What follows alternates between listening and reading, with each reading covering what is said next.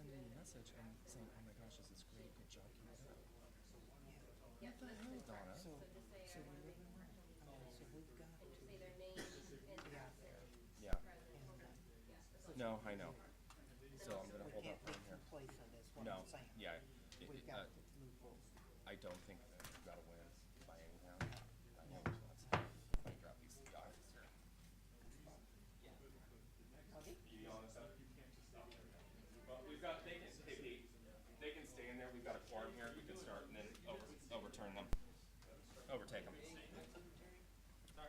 No, you're fine. Right on time. Well, it's 6:29. I can't go in here. Keep going. I But brought you you know. an agenda. I didn't know if you wanted one or not. Yes, please, thank you. But you know some. Terry, how are you? Good to see you. Am I too late on that spam thing? You know, we kind of talked about No, it. no, no. It's not too I late. don't think so. I'll look.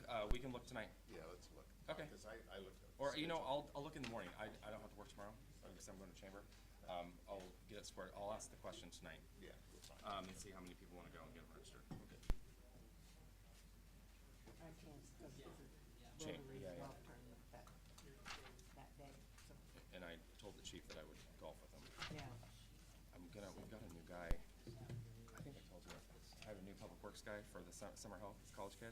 Yeah. He worked up at the course. He's a ringer. Right. I think I'm gonna bring him with me. Yeah, don't bring me. I am not okay. All right, here we go. Whoa, that's a lot of face right there. Holy smokes, I scared myself.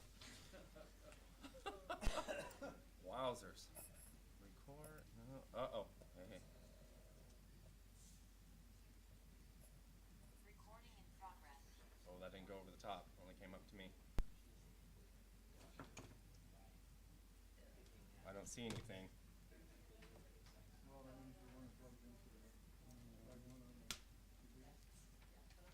Oh. No.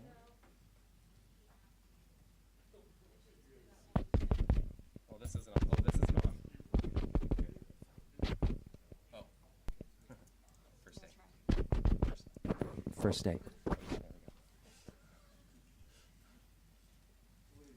All right. Good evening, everybody. It is 6:31. It is Monday, June 5th, 2023. This is a executive session for the City Council of Woodland regarding RCW 42.30.110, Section I, potential litigation. The time is 6:32. We will be in executive session until 6:50.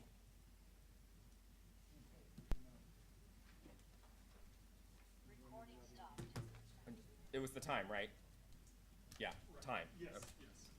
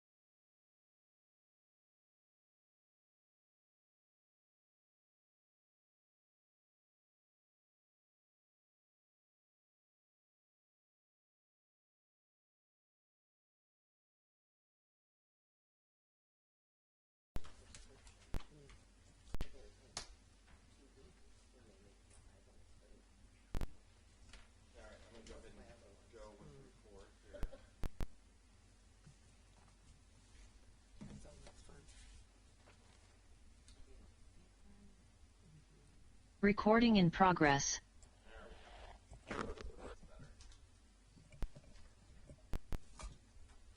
Please make sure you're talking to your microphones tonight too, please.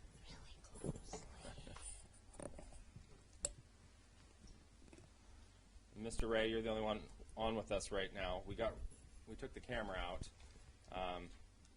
because we're having some audio problems, so we don't know if the camera's interfering with the audio or not, so we're going to go without it. Can you hear me all right? Yep, I can hear you. Perfect, thank you. Let's see if that's the problem. Okay. All right. The time is 7 p.m. It is Monday, June 5th, 2023. This is a regular meeting for the City Council of Woodland. Please ensure that your cell phones are muted and rise for the Pledge of Allegiance. I pledge allegiance to the flag of the United States of America and to the republic for which it stands, one nation, under God, indivisible, with liberty and justice for all. Thank you. Mrs. Hogan, will you please take the roll? Councilmember Burke. Here. Councilmember Rounds. Here. Councilmember Smith. Here. Councilmember Holland. Present. Councilmember Dowdy. Here. Councilmember Hall. Here. Councilmember Alderman. Here. All right, all are here and accounted for. This evening we have a presentation from Director Stacy Belvin with the Women's Wellness Clinic. And at this time, I gave you all a handout that she brought with you this evening, and I'll have you step up here to the podium. Welcome. Thanks for joining us tonight. Thank you. I am honored to be here. Thanks for that kind introduction. My name is Stacy Belvin, and I'm the founder of Women's Wellness Clinic of Woodland. We're located at 557 Gorig Street in downtown Woodland, right across from Horseshoe Lake Park and right next to U.S. Bank. We are a full-service, life-affirming women's clinic in downtown Woodland. I founded this organization 1 year ago on June 9th. And we have services. Some of our services are up and running. We're offering some trauma recovery services, prayer outreach support. We are a nonprofit, so we are consistently raising funds so we can open our doors. Our remodel is going to be starting this summer with hopes and prayers to open our doors December 1 at the latest. And because we have been open, I founded it, as I mentioned, 1 year ago. Our first annual Walk for Life event is this Friday, June 9th, our 1 year anniversary, 11 a.m. to 3 p.m. And there are handouts and a QR code. You can find all of our information at womenswellnessclinic.org. And our email is info@womenswellnessclinic.org. Thank you. Thank you. Thanks for coming out tonight and sharing this with us.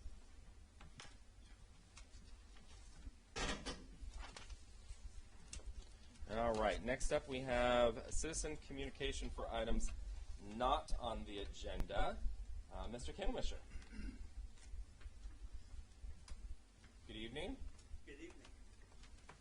Good evening, everybody. I came to the open house the other night for the housing part of the comprehensive plan. And for those of you that didn't come or didn't see it, there was probably 30 or 40 pieces of paper they had printed out in large print, I might add. That was great. And the only question I had is after I got home, I thought, you know, some of that might already be in our present plan. My idea was, and this is just a suggestion, on the parts that were new, put new at the top of the sheet. If it's something new, if it's rewritten, put rewrite on it, or if it's present, already in our plan, just put present. And it would really, it would help me, because I got to thinking about that. I thought, well, I read all that stuff, but what are we doing? What's new? What are we rewriting, or what, you know? Okay, thank you. Thank you, sir.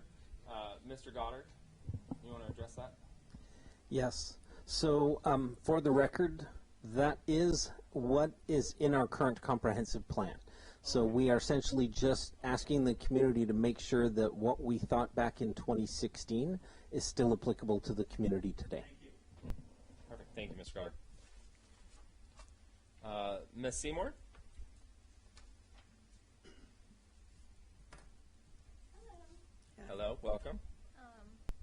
Okay, this is going to be quick. I live on Hillshire, and my daughter and I frequently walk to the corner store, and I was wondering if you could consider repainting the crosswalk lines because they are fading or non-existent, and people don't stop, even though there's signs there. I don't know if the lines would help, but... Are you talking in the roundabout area? Yeah. Okay, gotcha. Okay. So if you consider that. And another thing, I might have to ask Police Chief Kelly about this. Does Bolo have office hours? Because I'd really like to visit. Does he take visitors? Yep, 7 o'clock to probably about 4:30, Tuesday through Friday. Got it. Okay. And that's it. All right. Or just give us a call, and we'll bring them by the house. House calls. House calls.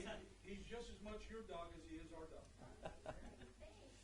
Absolutely. Ms. Coleman, yes, if you can address the crosswalks, is that us or DOT? That is DOT, but I'll make sure and get a message out to them for that. They are planning on doing a complete overlay on State Route 503. It was scheduled actually for this year, but now it's been moved to next year. They did already go through and restripe in the city, but I'll go ahead and bring that up to them and see if they can't get that torch down done. And with that too, if we put that on the list, and then there's also been a comment about restriping up near exit 21 to create, we can talk about that offline, but. Yeah, that's creating washed out as well. Yeah, 2 lines there, because there's been some near misses. Okay. Up there, but we'll pull out the map and I'll show you what the. Great, and I'll this is. forward that to WashDOT. Okay, perfect, thank you. Mr. Bowen? Yes.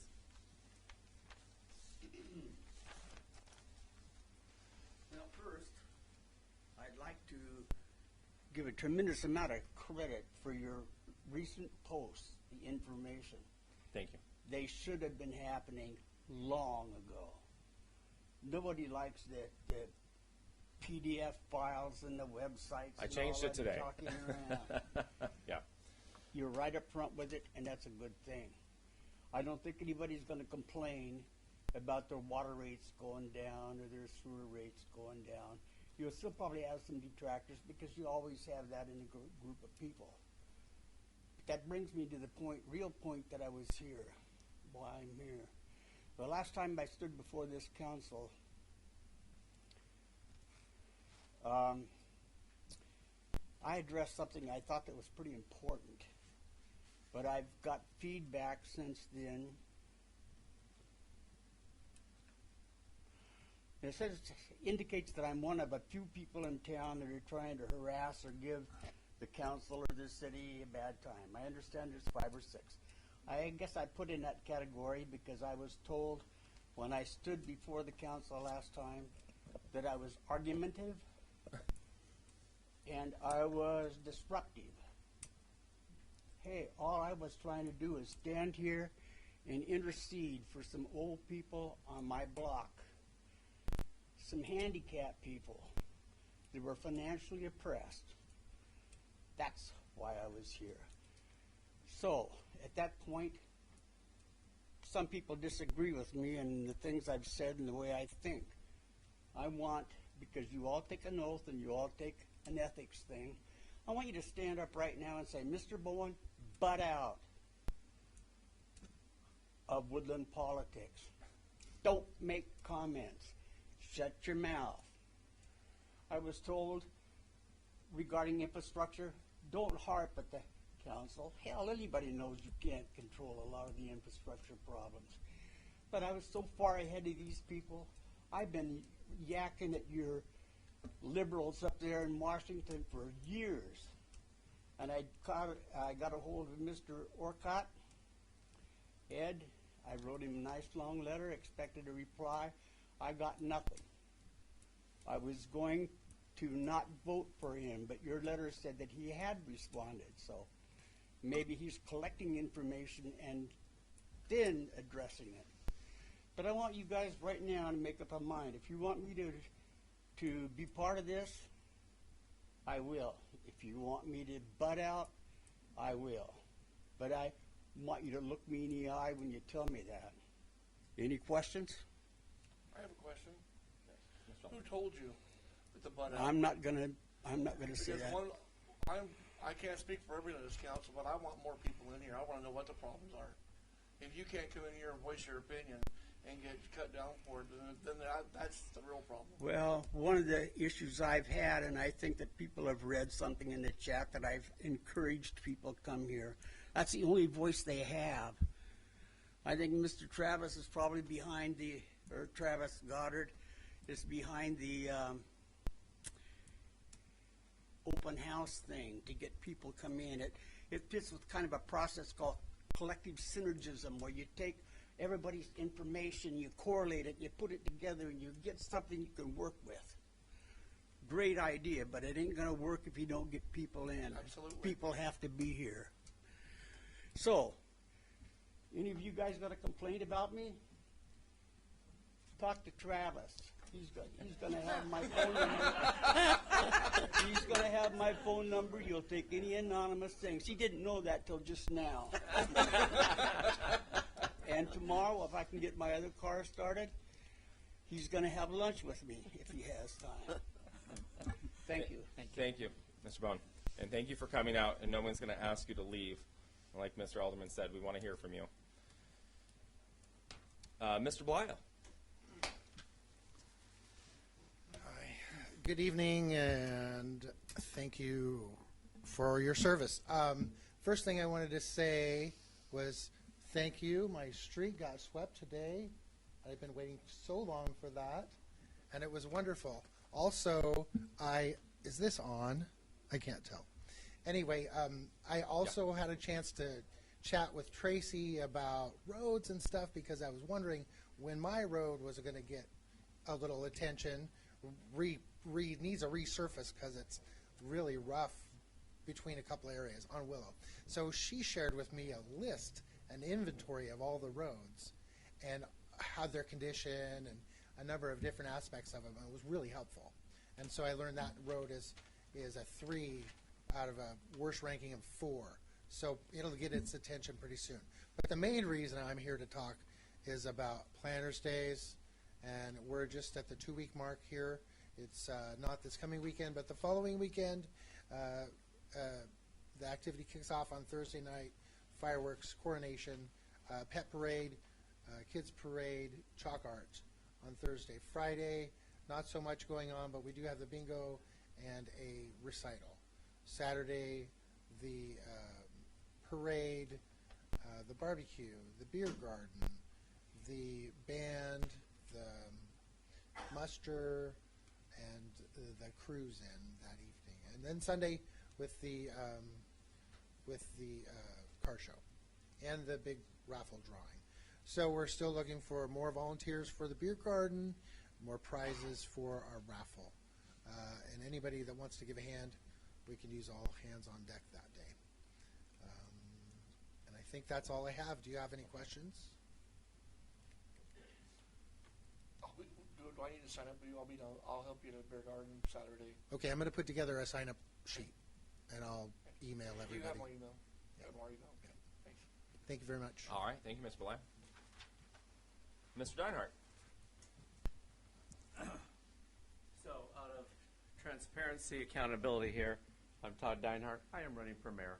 And I do have to say, because I'm a man of my word, I do appreciate the transparency you've given us in the last, I'll call it 2 weeks, where you've put the letters out there. Very much appreciate it. I do wish it would have been there the last 7 years, but I appreciate it, and it is noticeable. 2 things that I have here that aren't on the agenda that I would like to ask. Mine all contract. Here, 2 meetings ago, I was Zoom, and I talked about how I talked to 2 other utilities and told you all in advance that there was a cyber attack, that I was getting word from other utilities. I'm really disappointed that our staff and our council didn't do any research. All of a sudden, a letter did come out to all of the citizens. There's been screw up in the billings and things. We've outsourced. What is the status of that? I mean, we have grounds to terminate that contract. I can argue up and down whether we've saved money, we haven't saved money. But as a city here and as a community, I think we've kind of gone backwards on that. So I still want to leave some visibility to that one. I struggle with no accountability on a cyber attack. We just keep using mine all and call it a day. The second thing is, in your letter today, Will, you said that there was $3.1 million of reserves. I know that we've done reduced paving, we've done some chip sealing and those things. Could somebody tell us where the $3.1 million, what we have done to quote unquote save money, or is this just where we have under allocated and we're going to spend money somewhere else, future dollars down the road? I mean, just to say that we've got $3.1 million is, I'd like to know where it came from. Okay. Thanks. You bet. So $3.1 million is in our reserves accounts. I don't have everything in front of me right now. That is the financial plan for the City Council of Woodland to achieve a 3-month reserve in case of an emergency. We have trimmed the budget multiple times over the years. We have eliminated positions that have been vacated and not rehired. We've streamlined services and processes and eliminated what I would consider wasteful programs within the city. And Mr. Boyce, can you jump on that a little bit more? I think you covered it. We also did have additional sales tax revenue that we didn't see coming through the pandemic. That was a significant change. We did also have fines for some businesses that are violating the code that was substantial, that exceeded our attorney fees. So, you know, it's not one thing. It's a lot of smaller things in the same items you described. Gotcha. I will also say too that there's still reimbursements that are out for grants that Ms. Coleman has put out for that haven't been put back in there yet, just because we haven't received our checks. So that's why it doesn't show the full 3.1 until we're ready to put the funds back. Got it. Right. So a lot of the I'm sorry. Oh, you did turn that on. So a lot of the construction projects don't reimburse until the project's complete. So there will be some flux and final accounting that will happen. Anyone else in the gallery for items not on the agenda?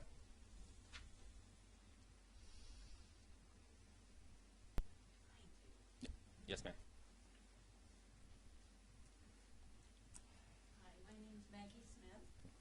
I live, where do I live? Oh, okay. You don't have to state that if you don't want to, by the way. Okay, I live in Woodland. Okay.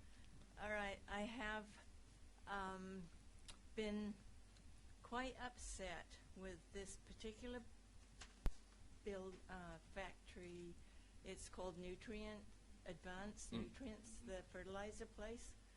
I have talked to Travis's assistant, David, and he said just this past week that they have had the air quality, Southwest Washington air quality, come down, smell it, and said that it meets their standards. And I said, this is biologists live in Woodland, because it stinks. It absolutely stinks. And I asked around, and I've heard Walt's Meats, at the dog food factory. It used to be when we would come off of I-5 and the water sewer treatment plant was atrocious, you know, welcome to Woodland. But that has improved immensely. I mean, you don't smell it, but this other smell is horrible, and you don't have to go down there right by it, because you can smell it on the freeway. I want to know why we're just so I have numbers to call and complain about it, and another complaint. But can we do something? I know I was told that the city of Woodland's hands are tied. They can't do anything about it. But does anybody else smell this smell? Thank you, Aaron. Do you know where my dad lives? Yeah. Yes, I do. So, I mean, it's on the freeway, you can smell it. You have to do something, please. I mean, it's just, I'm ready to move. Mr. Goddard, we can come back to this as well, if you, not off the top of your head here. So unfortunately, the city of Woodland does not have any authority over air quality issues.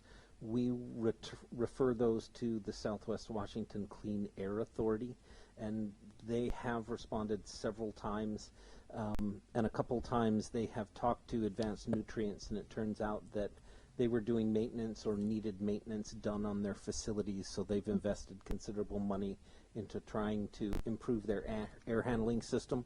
We also know that they had a significant amount of material storage that wasn't authorized, and we've been working with them while they reduced that storage material. So we're hoping that some of that will make some changes, but unfortunately there's nothing we could do to assess them penalties or to take enforcement on them directly. We're reliant upon cooperation with other jurisdictions as best we can.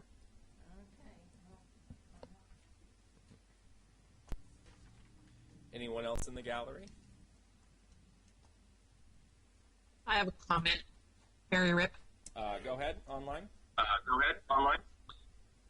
Yes, in driving down Lewis River Road this last weekend and today, has been a lot of wind, and there's been an extreme amount of dust coming off the construction site right there near the school. I forgot what it's called, Woodland Creek subdivision, I believe.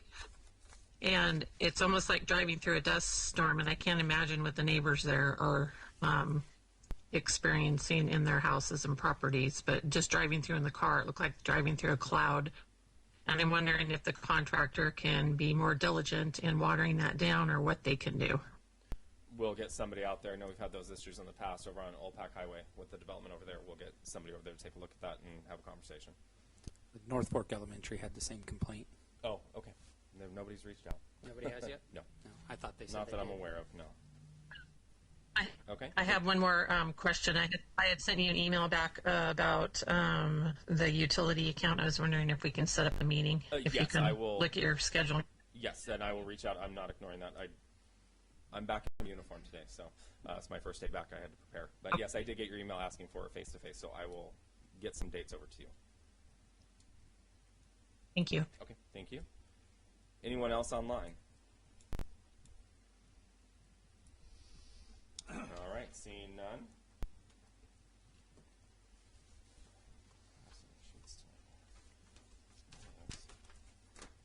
Moving on to items on the agenda, Mr. Goddard.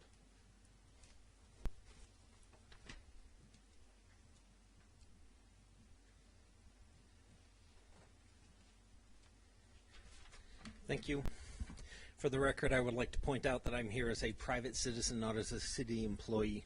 I know, or many of you may know, that I do not use social media because the atmosphere is just too negative, and I don't like to deal with issues like that in my personal life or my work life. So I do want to say that I am a 5-year veteran of the military, and then after the military I spent actually 5 years active, 3 years reserve.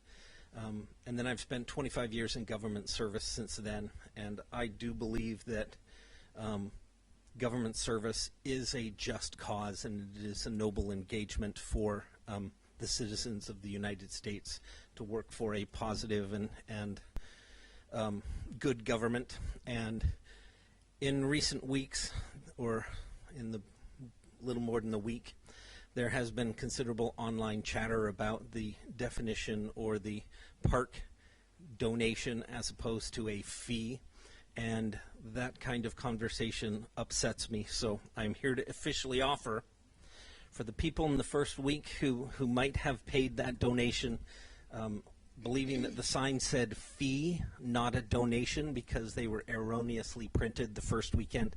So I have here a stack of $5 bills, and if anybody feels like they deserve a refund because they were misled by the city by that mistake, I want to offer that $5. If you do not request a refund from me by Friday, I will donate this to the Parks Department, because I do believe that asking for donations and the community donating to the parks is a worthy fund. So anybody who is out there who paid that fee the first weekend, please contact me at the office, and I will make sure that you get your $5 back. Thank you. Thank you, Mr. Goddard. Thank you. Mrs. Rounds. I have a comment. It was mentioned to me that you pay $5 if you want to when you get your license renewed. And some people thought that that was helping our parks. It is not. That's for state parks. And so I explained to them that this is just a donation to help with our parks in the city. So I just wanted to make that clear because not everyone evidently knows that. So. Thank you. And those signs have been corrected within, on a business day, as soon as we open, those were corrected. So again, that is a temporary project, and we're collecting data for City Council, and that will be brought back forward to you. Ms. Coleman's been keeping track of that weekly so far. Ms. Frymark. Mrs. Frymark, I should say.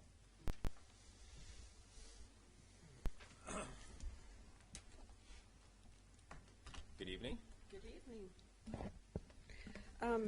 I was reading your agenda at home, and I noticed that you went into executive session. And I know you can't have the public come to that, but it's a potential litigation, and I wonder, now that we're in the regular meeting, is there anything you could tell us about that? That will be coming back forward for action at the next regular meeting. Okay. It says potential litigation, but it is not lawsuit related. Oh. So, if that puts you at ease a little bit. Oh. Excuse me? Oh, workshop item J is also associated with that. Oh, okay. Thank you. You bet.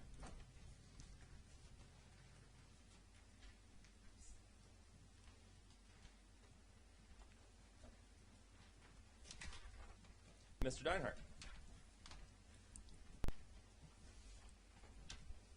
Again, full transparency. I'm Todd Deinhardt, running for mayor.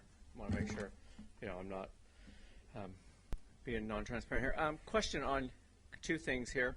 First, I'll just kind of say, very noble of you, Mr. Goddard, on the $5. I didn't see it on the agenda, so I guess I'll talk about it here, though. We made $120 that first weekend, I believe, is what I've heard. 30 people paid it. I just question, $1,000, is it worth splitting our city up and causing so much strife among our citizens where people are like, charge it, don't charge it?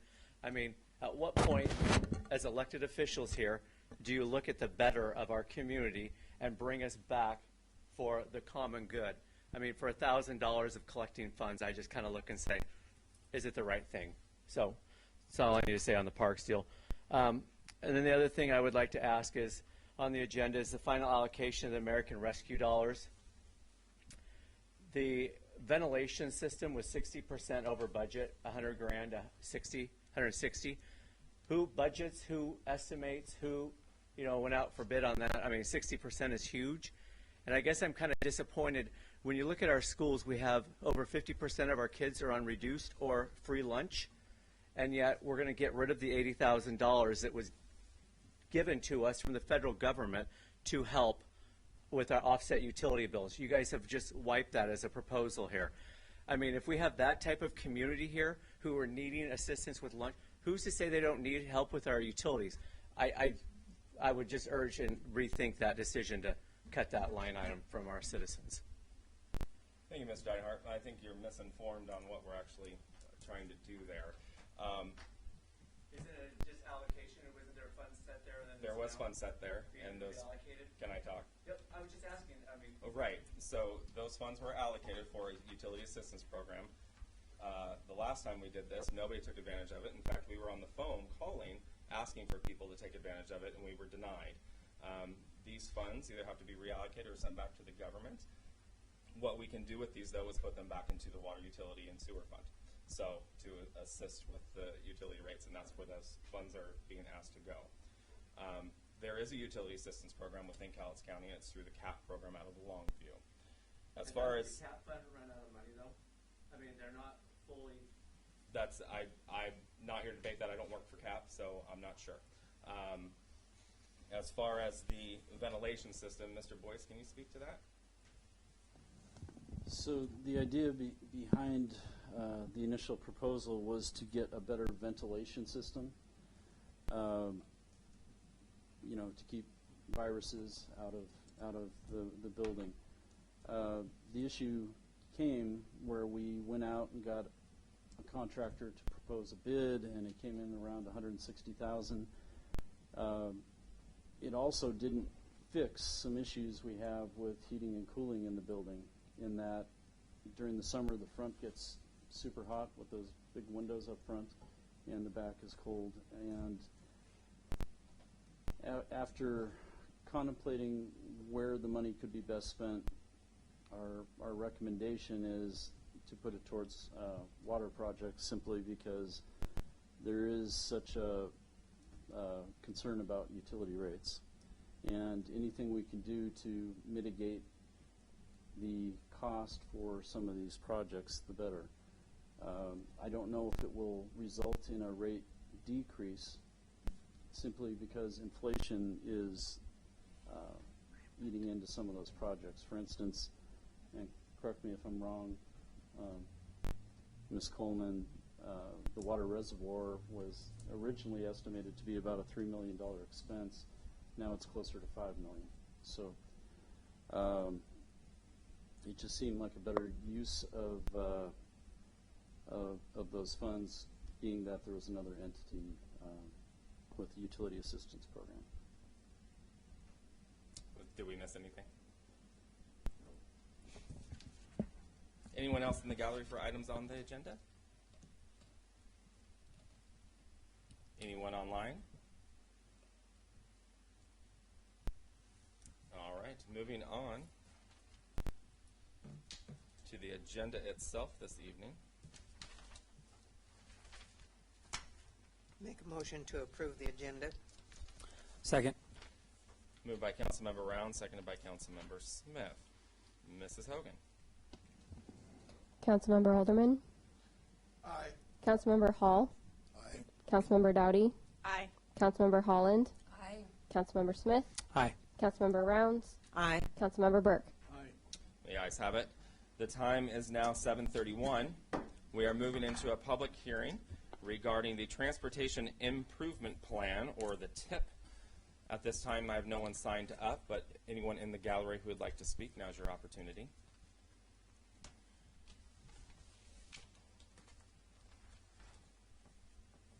And for reference, it's action item G this evening. Mr. Mayor? Yeah. The Public Works Director had a short slideshow. Oh, okay. It might elicit some comments. Okay, sounds good. Of course she does.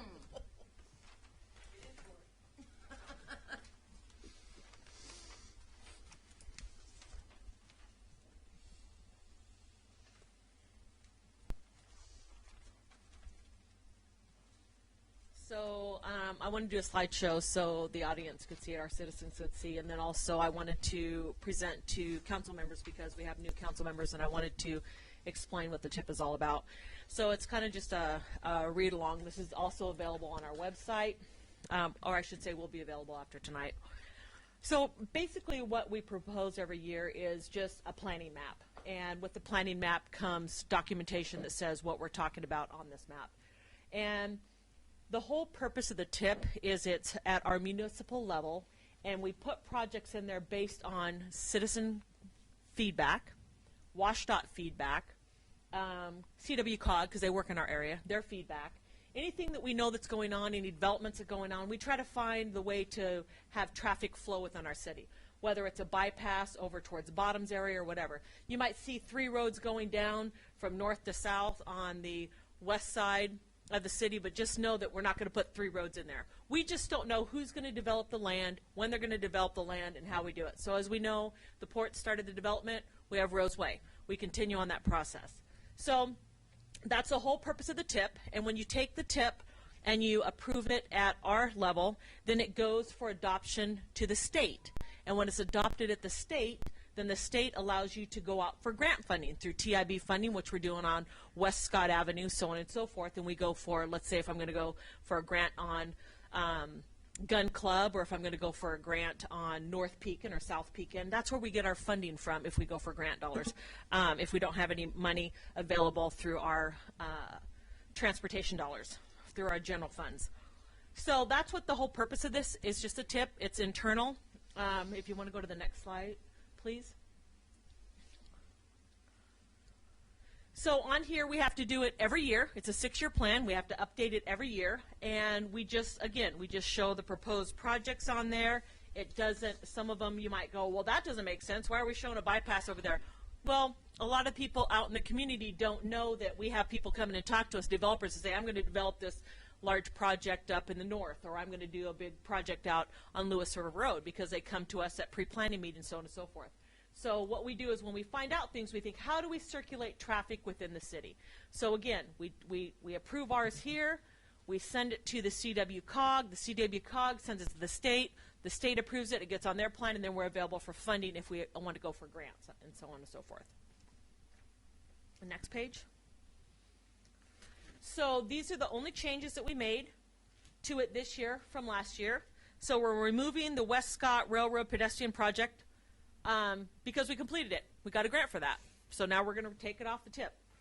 Howard Way extension, as you know, the port is doing develop down there, so we're adding Rose Way to the Howard Way because it's an industrial bypass. That's the way the development started, so we just continue to go down the map and just keep on adding as we go down. So we're adding that.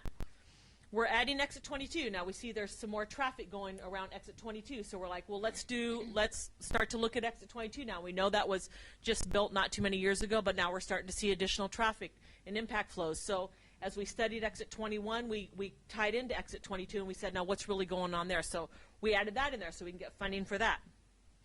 We combined, there's an additional exit that's down off Lakeshore Avenue, and it used to be an on-ramp and an off-ramp. Now we just combined them into one. So it was already on the previous one, but we combined it into one project because we figured instead of having two, just a slip ramp on or an exit, we'll just combine it into one. And then we're adjusting the Davidson and North Pekin projects to be outside of the railroad right-of-way because we already did our projects that went up into the right-of-way. So we're already completed with that. So we're taking that off.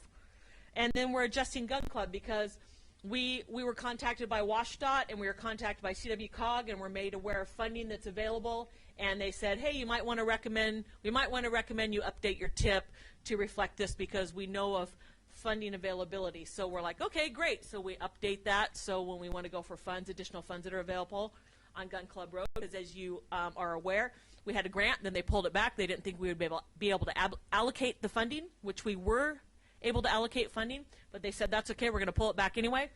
And we allocated all the other funding for all of our WashDOT grants, and now they're saying, you might want to put that back on there because they know we're shovel ready. So that's what we're changing on this.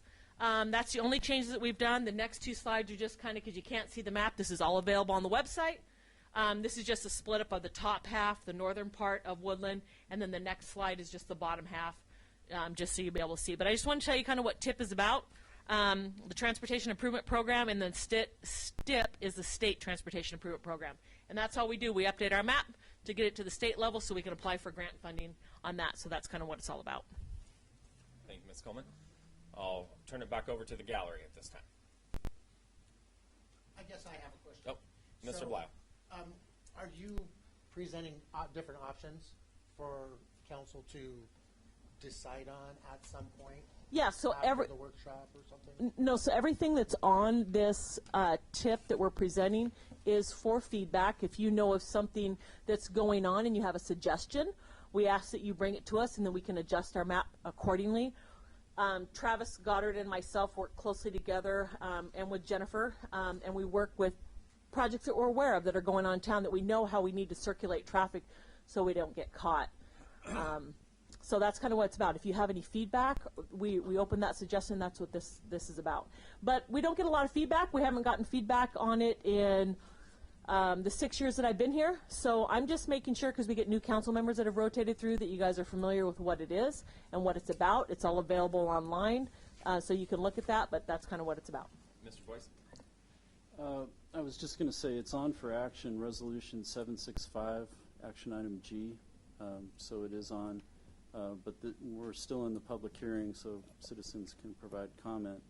If council isn't comfortable making the decision tonight, we can do it at the next meeting, correct? Mm-hmm. So it could be tabled, but it would have to be done at that next meeting.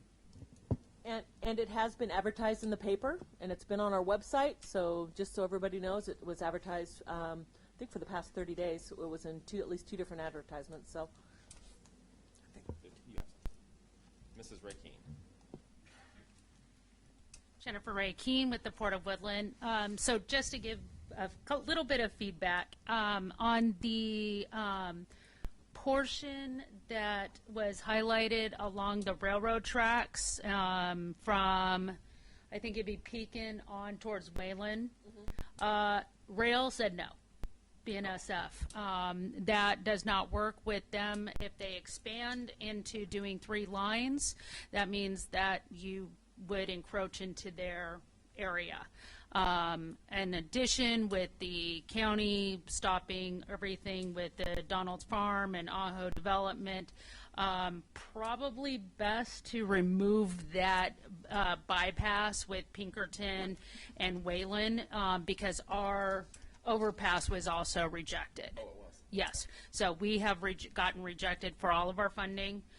We have to go back to the drawing board, partially because of the county and their requirements with regards to that overpass and then connecting how the lines came out from Thoney Farms going down, that one would be in, if we have to do an overpass at Wayland or over the railroad tracks, that would be midair. And so we can't do that. So, and that's part of the problem with Pinkerton. You're going to have people in the county on that side who, as that has to come down to straighten out, that does not work. So just making sure we get that. We have been in communication with the different developers and property owners within the 426, trying to get all the cats herded in a direction forward. They're everywhere, but they seem to be the biggest thing, and I think this is going to be the biggest hurdle for the city on that road configuration. The surveys do not match the parcel lines, so the old deeds and where those lines are, and so that study that was done by Gibbs and Olson took into the parcel lines. Those are incorrect. Some places it's 100+ feet. So what we have told all the property owners and developers is you go get the surveys and all corrected between Bozarth and all the way down towards Wayland, and then we will be able to do that. We can't fix that for everybody. So that may throw off how all those roads are come out. But, yeah, sorry I didn't get that feedback before. No, and that's okay. We're looking for feedback like that, and again, this isn't anything set in stone. We all know that, you know that, and so if something's on there and it doesn't happen, it doesn't matter. We have to adjust it every year, but we want to have things on there that could be a possibility. And so if you knew of something that was a possibility, we'd absolutely want to throw it on there.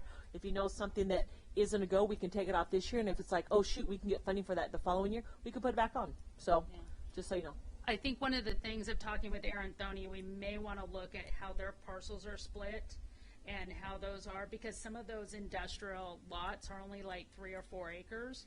And as we all know of doing this industry, you can't develop industrial on 3 or 4 lots anymore. Just stormwater alone eats half of your property. So we may want to look at how that road is configured, but that can be something in surveys. Yep. So thank you. Thank you.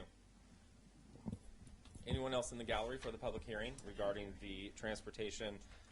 Oh, yes, Mr. Goddard, I looked down. I also wanted to point out that one of the other things we did this year is previous years, because a lot of this stuff didn't necessarily have a lot of traction, we didn't attach dollar signs to it. This year I think we made an effort to attach dollar signs to everything. Oh, well, and I think it's the stuff that we expect to build within the next 6 years, because we're going to be having a conversation about traffic impact fees, and we wanted to make sure that the traffic impact fees were updated to reflect the actual expense of projects that we're going to build in the next 6 years. Our current impact fee is based on, I believe it's 2012 calculations, so it's like a decade out of date, and it needs to be updated to reflect cost of living and price increases. Thank you. Anyone else in the gallery for the transportation on the tip? Anyone online?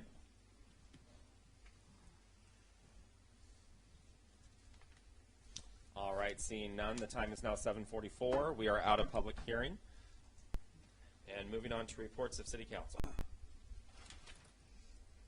Mrs. Rounds. Well, I was in Idaho for 5 days for a new great grandbaby. Oh, congratulations. Number 17. So, so anyway, I had a good time doing that. Good so. for you. That's congratulations. Yes, thank you. Mr. Smith. That's a lot. I was having a conversation with a coworker about water in their city, and I brought this to Ms. Coleman's attention.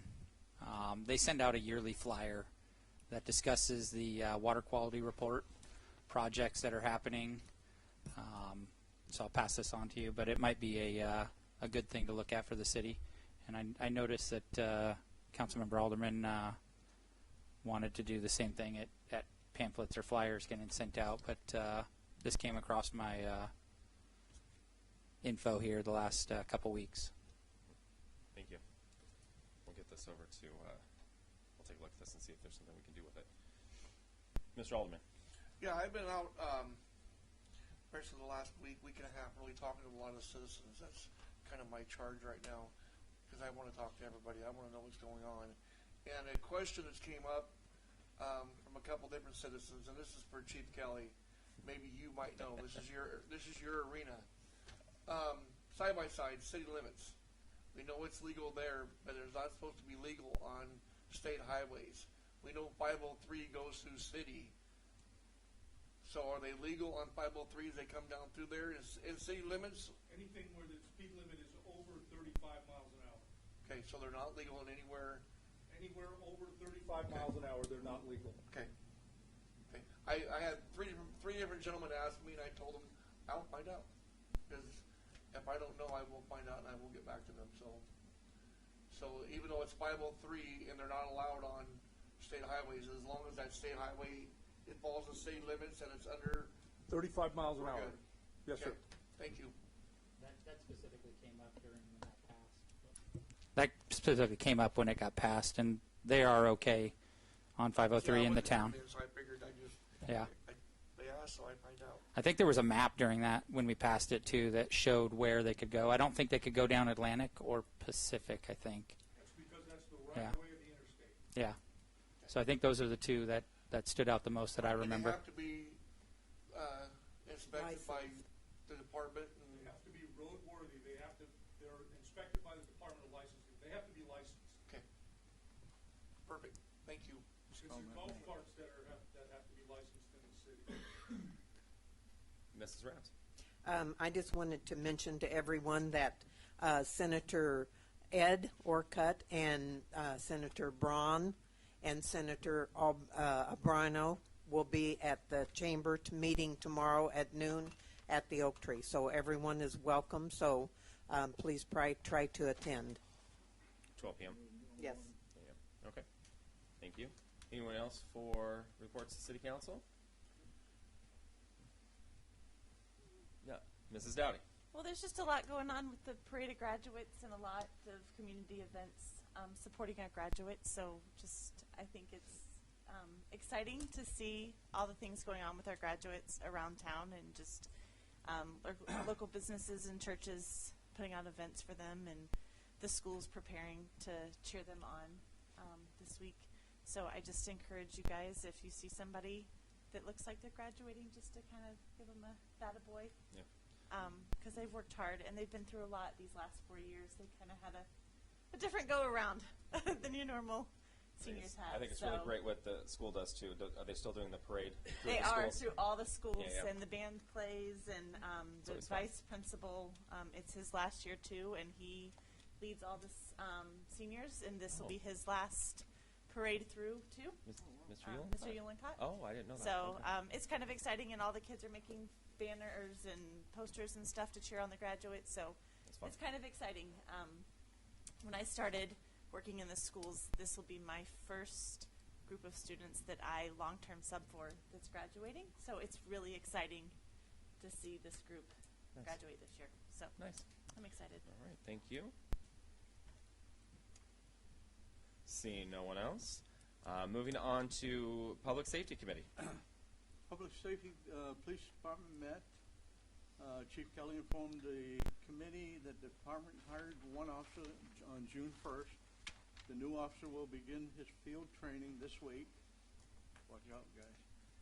One officer has completed the Woodland PD's FTO program, and another is about halfway through the program and processing as expected. The department has registered for the 2023 National Night Out and will be reaching out soon to the community partners as well as other first responder agencies. The NNO will take place on August the 1st. Put that on your calendar at Horseshoe Lake Park. More information to follow. Also, Chief Kelly informed the PSC, the Public Works Safety Committee, he has renewed the police PD's grant for the Department Wellness Program and Wellness Animal BOLO. The grant award information has been released from CJTC, Criminal Justice Training Center. Yeah, has not been released. And that's it. All right, thank you. Public Works. That's a lengthy one. We met at 5:30. We have a bunch of agenda items that you'll notice that we went over. Some of the highlights. USDA has approved the funding for the water reservoir and filters 1 and 2. Ranny Well cleaning out to bid this week. All Ranny Well variable frequency drives have been installed. Let's see. In water, they did a repair on a 6-inch main on Fur. West Scott Avenue crossing, new pipe installed. Final tie-ins should be happening, what is today? So later this week. So if you're going that direction and you notice the road is closed, that's what they're doing. Sewer lift station 3 standpipe had a hole in it, so they had an emergency repair. Woodland wastewater treatment plant. Oh, here's the so wastewater treatment plant. You got excited. Yes. Wow. They received an award from Washington State Department of Ecology for 2022, so that's really exciting. So good job, team. You'll notice around town, as Mr. Belisle mentioned, street sweeping is happening. So keep an eye out in your neighborhood for A-board signs in your neighborhood, and if you're parked on the street, please don't. Otherwise, you're going to get a little flyer on your window saying, please get off the street so we can street sweep. I noticed that in my neighborhood, and so if you haven't moved your vehicle in a few days, you might go check. Let's see. The jail crew won't be back until July. They're the folks who help clean up around the city. Hawthorne Place had a sinkhole that was repaired. Columbia had a sinkhole that was repaired. There's summer parks, or summer street help is cleaning up shrubs and planters and putting fresh bark around town. 100 Davidson, they've been cleaning and replacing rotten wood trim. Parks, since everybody's excited about parks right now, Public Works has been replacing urinal sensors. Interestingly enough, someone left 2 German Shepherds locked in the bathroom, so they were able to get them returned to their actual owners, and so they're not still living in our bathroom. Beer Park, irrigation was repaired. Over on Garrig Park, graffiti on the bridge was cleaned up. Hoffman Park, they've put down some more engineered wood chips in the play area. Eagle Park, new bark dust. Miscellaneous park stuff. they are still cleaning up graffiti almost on a daily basis. So if you have a tagger in your house, please tell them to stop. Public Works Week was held May 24th, so that was a week for folks to kind of, our Public Works Department to be recognized. Downtown, you'll notice that we have some new flower baskets that have been hung, and they've been upsized this year. Something coming up this fall is Make a Difference Day in October, so if you have any groups that want to volunteer to help clean up the city, this is a time to start organizing that. And the RAISE grant application, what did we determine that was the beginning of July. Oh yeah, that's the $22 million grant. We should hear back in July. That's what my notes were. And then we got bum rushed out of our meeting for the executive session. Thank you, Mrs. Holland. And it's important. What year is this for those awards at the wastewater treatment facility? Third year. And nice reminder that in 2016 when we came in, we had a lot of issues down there. We had lost our certification when I came into office, and we've cleaned that up and got some subject matter experts in there, and we've done a phenomenal job with cost savings and getting them up to where they need to be. So good job to them. Please pass along our thanks for that. Thank you. And Finance Committee is not on the agenda, but you had a special meeting here a few weeks ago, or a week ago. Yes, we had a special meeting Monday, May 22nd at 6 p.m. I was the only one that couldn't make the meeting that day due to scheduling conflict and a miscommunication. So I'll just make this short and sweet here. We just reviewed April revenue expenditures, cash and investment activity, sales report for April. We were up compared to March 12%. We were up 7% compared to April last year.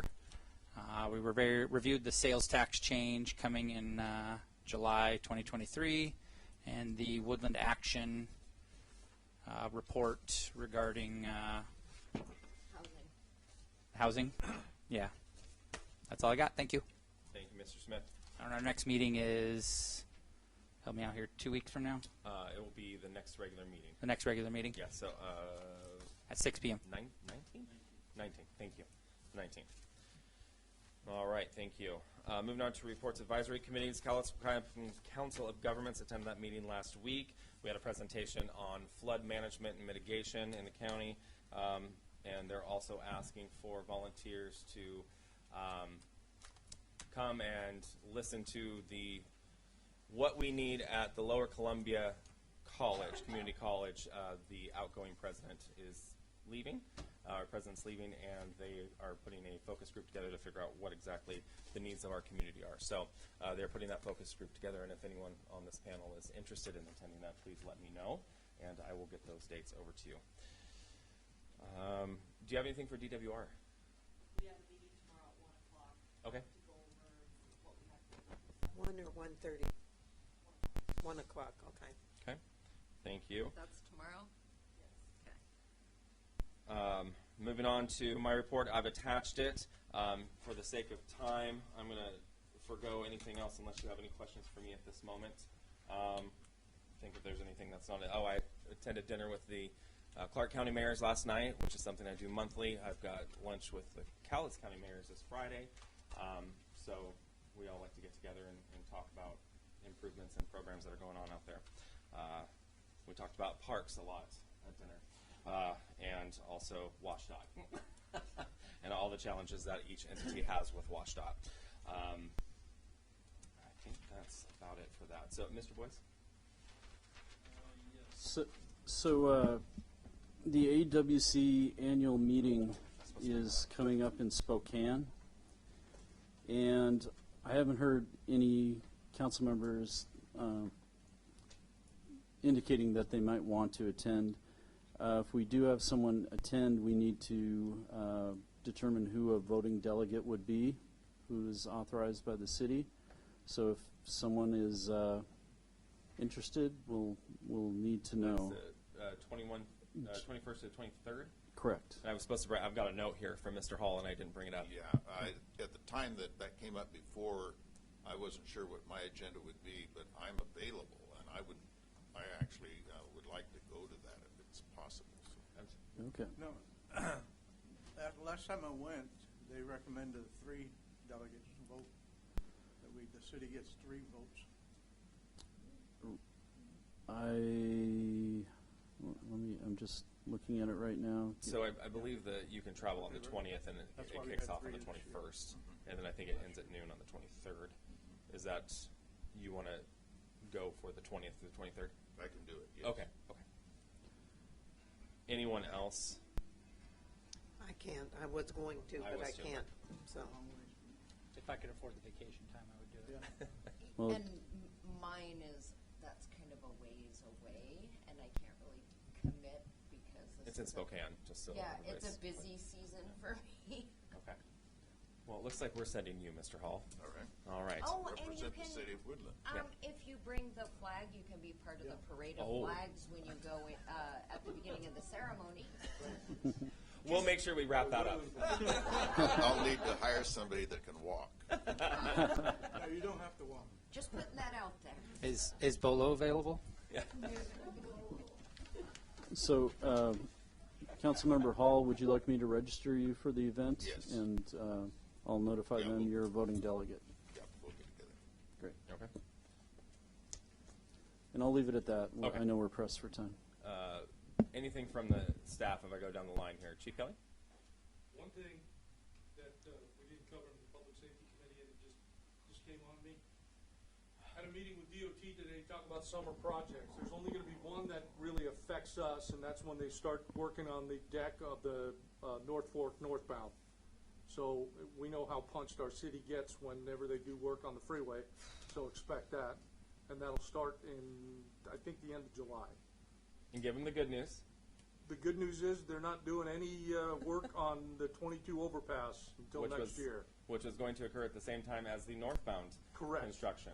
So So- we were going to get sucked in with construction on both The ends. southbound deck of the North Fork and 22 overpass will be worked on next summer. Yeah. So we got that to look forward to. That's it. Thank you, Chief. Ms. Coleman, anything else? No. Mr. Goddard? We had the open house for January 1st last week, and the notes, the public comments are available on the website, and those notes will be going to the Planning Commission the 15th. Okay. Ms. Randolph? No, sir. Okay, perfect. At this time, we've come to the consent agenda. I'd like to pull action item B for never change. Okay. Okay. Okay, on action item B, we need to change the minutes. Correction, Sharon Watts was absent. Kel Jensen was present, not absent. And Shauna Gothon was present at that meeting. Okay. And then I'll make a motion to approve it with those changes. With those changes? Okay. do we need a second? I'll second it. Motion on the floor by Councilmember Burke, seconded by Councilmember Rounds with changes to the minutes on consent item B, Clerk Treasurer's report for approval of minutes. Anything else, Mr. Burke? No, that's it. Anything, Mrs. Rounds? No. Anything further from the council? Ms. Hogan, please take the roll on consent item B with changes. Councilmember Hall, Aye. Councilmember Holland, Aye. Councilmember Smith, Aye. Councilmember Dowdy, Aye. Councilmember Alderman, Aye. Councilmember Rounds, Aye. Councilmember Burke. Aye. The ayes have it. Moving on, consent item C, the Clerk Treasurer's vouchers. Move on approve. Second. Moved by Councilmember Burke, seconded by Councilmember Rounds. Mrs. Hogan, please take the roll. Councilmember Smith, Aye. Councilmember Holland, Aye. Councilmember Dowdy, Aye. Councilmember Hall, Aye. Councilmember Alderman, Aye. Councilmember Burke, Aye. Councilmember Rounds. Aye. The ayes have it. At this time, it's 8:04. Before we go into action items, would council like a break? Yes? Why don't we take a 6-minute break and come back at 8:10?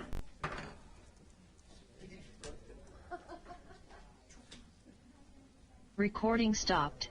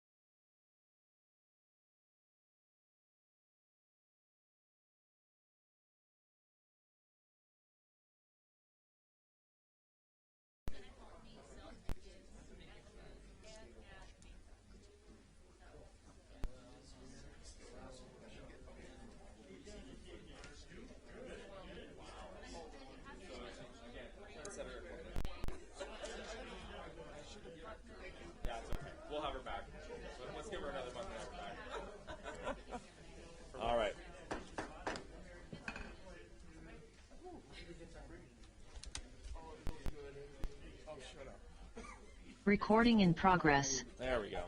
All right, it's 8:12. We're back in session. Moving on to action items. Action item D, meter readers contract renewal and rate adjustment.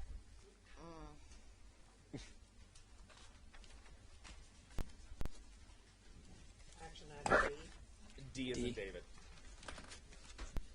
I make a motion to approve action item D. Second. Moved by Reader's contract renewal and rate adjustment. Second. Moved by Councilmember Rounds, seconded by Councilmember Smith. Councilmember Rounds. Well, they only had a small increase in the rate, and so it's very, I think, a 2%, and so it's very comfortable.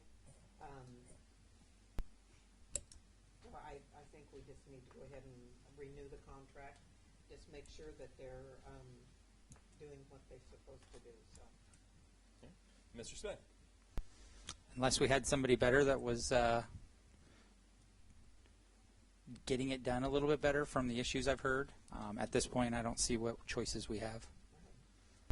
Further discussion?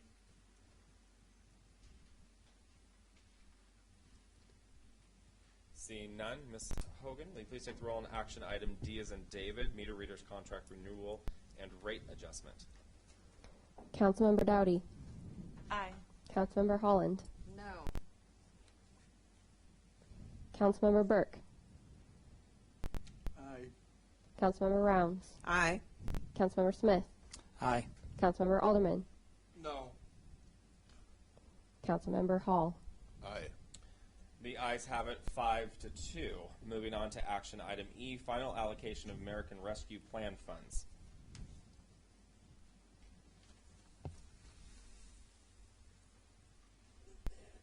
I'll make a motion to approve action item E, final allocation of American Rescue Plan funds. Second. Moved by Councilmember Rounds, seconded by Councilmember Smith. Councilmember Rounds. Well, I think things have been reallocated to the water, and we have to use them by a certain time, so I think we need to approve it. Councilmember Smith. I agree with Councilmember Round's statement. Further discussion?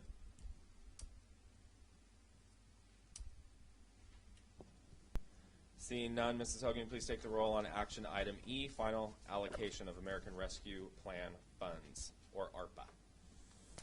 Councilmember Hall. Aye. Councilmember Holland. Aye. Councilmember Rounds. Aye. Councilmember Burke. Aye. Councilmember Smith. Aye. Councilmember Dowdy. Aye. Councilmember Alderman. Aye. The ayes have it. Moving on to action item F, update Woodland Municipal Code 3.41.160 regarding the formula for determining park recreation open space of trail impact fees. Move to approve action item F. Second. Moved by Councilmember Holland, seconded by Councilmember Rounds. Councilmember Holland. This hasn't been done in well over a decade, so it's time to update it. Councilmember Rounds. Agreed.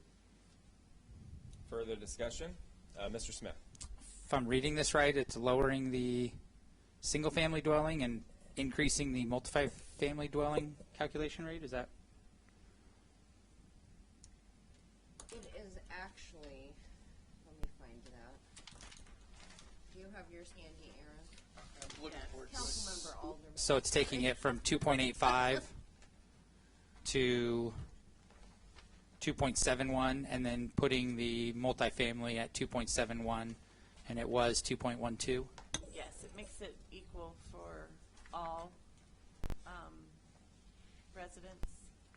So the multifamily homes, the apartments will be impacted a little bit now equally per unit. It's only for new housing, right? Correct. Park impact fees are for anything that, in the future, that applies for a building permit. And as Ms. Coleman said, a lot of times you find that multifamily residents actually are who's using the parks more than the single use or single family residences. So it'll be more equitably charged too. So. Anything further? Mrs. Holland, are you still looking for something? No. Or no? Okay. No, Just I'm want to make good. sure. Okay. They masked it. Okay. All right. Mrs. Hogan, please take the roll on action item F, update of the Woodland Municipal Code 3.41.160 regarding the formula for determining park, recreation, open space, and trail impact fees. Councilmember Dowdy. Aye. Councilmember Holland. Aye. Councilmember Smith. Aye. Councilmember Rounds. Aye. Councilmember Hall. Aye. Councilmember Alderman. Aye. Councilmember Burke. Aye. The ayes have it. Moving on to action item G, resolution number 765, 2024-2029, Transportation Improvement Program, or TIP. Make a motion to approve resolution number 765. Second. Moved by Councilmember Rounds, second by Councilmember Dowdy. Councilmember Rounds. As Mrs. Coleman showed us on the slide, it's just, we have to renew it every year in order to get funds, so it needs to be done. Councilmember Dowdy. I agree. Further discussion, Mr. Smith. So this is something we have to do every year. I know Ms. Keene brought forward a few different items, and we talked about maybe tabling it. Is this something that those projects that were addressed have any chance of coming to fruition during this next year, or is this something we can change for next year? Or should we take a week or two and table it and bring it back? You can table it if you like. So it's basically for you to be able to apply for funding. It has to be on your TIP and the state's TIP. So if she's applied for funding and there was a project that was on there that she didn't receive funding, doesn't mean she won't be able to go the next year. Or it doesn't mean that again, it doesn't mean that road is actually going to be built. It's just the opportunity for it to be there. You can table it if you like. It's whatever you feel comfortable with. I can go with the suggestions that Jennifer Ray Keene has suggested, and I can take the one road off there.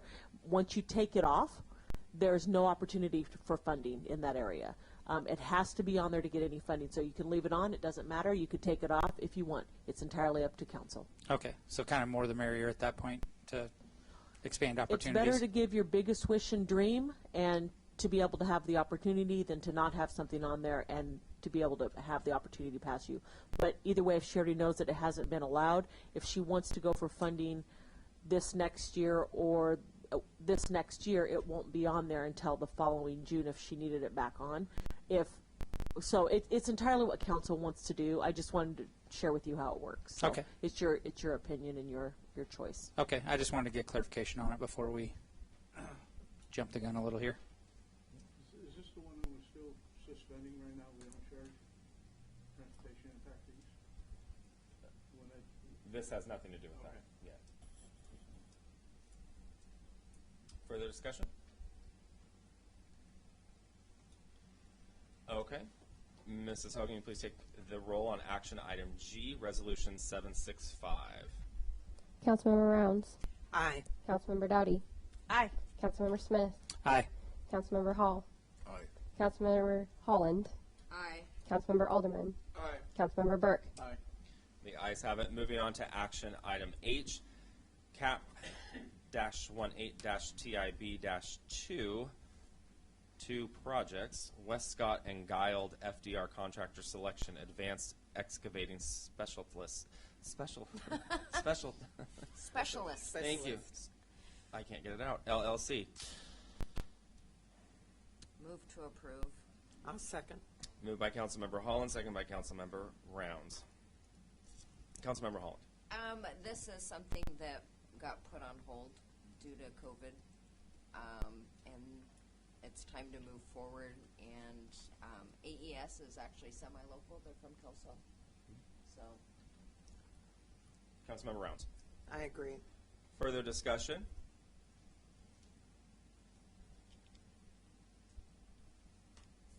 Seeing none, Mrs. Hogan, please take the roll on action item H. I'll leave it there since I can't get the one word out my mouth. Councilmember Hall. Aye. Councilmember Alderman. Aye. Councilmember Dowdy. Aye. Councilmember Smith. Aye. Councilmember Holland. Aye. Councilmember Burke. Aye. Councilmember Rounds. Aye. The ayes have it. Moving on to action item I, construction management agreement with Gray and Osborne for TIB, Westcott and Guile Fold Depth Reclamation FDR project.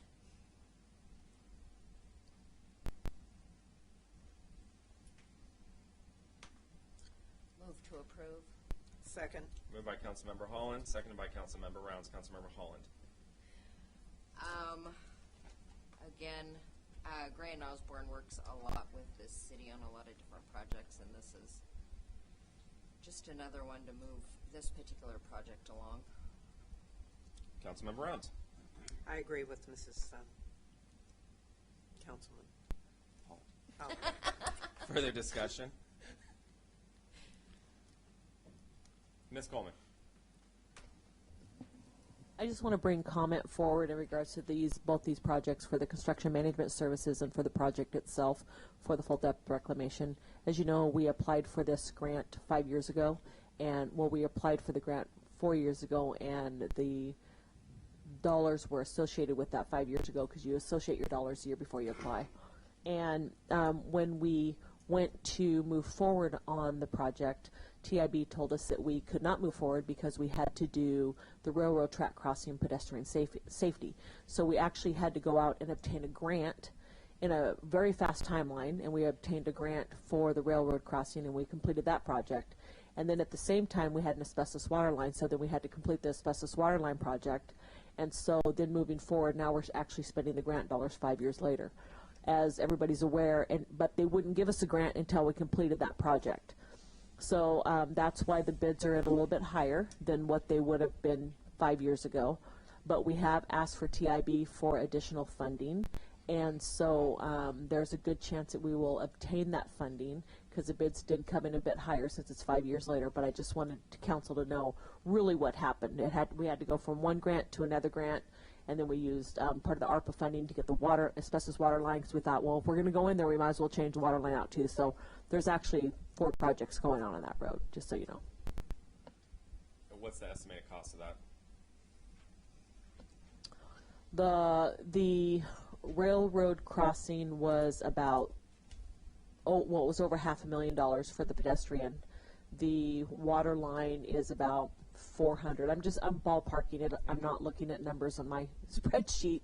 And then the road itself is $2.5 million. What was the city's contribution to that? For the road itself, $125,000 apiece, so $250,000 total for a over $3 million project, almost 4. It's actually probably going to be, closer to $4 million. Yeah. Thank you. Yep. Thank you for leveraging our dollars the best that you can. Yep. I appreciate that. Further discussion? I'd just like to say thank you as well. You do a great job, and I'm not on the Public Works Committee anymore, so I'm not getting quite the info I did before, but thank you. Mrs. Hogan, please take the roll on action item I, construction management agreement with Gray and Osborne for TIB Westcott and Guile full depth reclamation. Councilmember Rounds. Aye. Councilmember Holland. Aye. Councilmember Alderman. Aye. Councilmember Dowdy. Aye. Councilmember Smith. Aye. Councilmember Burke. Aye. Councilmember Hall. Aye. The ayes have it. The time is now 8:26. We're moving into a workshop. We have a couple of different workshop items this evening. First one up is Workshop J, Woodland Bottoms Joint Planning Project. Mr. Goddard. So, the city, at the end of last year, I believe it was, we adopted an urban growth boundary expansion and a agricultural zoning district, and the county appealed it, and some SEPA decisions and some other decisions, and we agreed to, the council, I don't want to take credit for that, the council agreed to withdraw those ordinances and resolutions in order to facilitate a discussion about doing a master planning for the bottom. And the item that's on the agenda tonight and was presented to you in the executive session is a result of that, and it will be published for the public tomorrow. It'll be attached to the agenda, and it'll be placed on the city's website so that the community has a chance to take a couple weeks and review it and comment on it. And I am meeting with the county's building and planning director and their new planning manager on Wednesday or Thursday of this week so that we can discuss about trying to get this distributed to our stakeholders and start building a framework for getting this work done. The port has earmarked some monies for the county to hopefully get a chunk of this work to be done as soon as possible. I believe it's the budget year of 2023. So I will express to the county hopefully that desire to get some of this work done so that the port is, we can utilize the port funds. But I will give you an update on that at the next meeting when you will be asked to authorize the mayor to sign the agreement. And that'll be the 19th, and then the county will be doing the same thing at their meeting on the 20th. Any thoughts, comments, questions for Mr. Goddard? Okay, we will bring that back forward at the next meeting. Moving on to workshop item K, public records requests, reasonable response timeline. Mr. Goddard.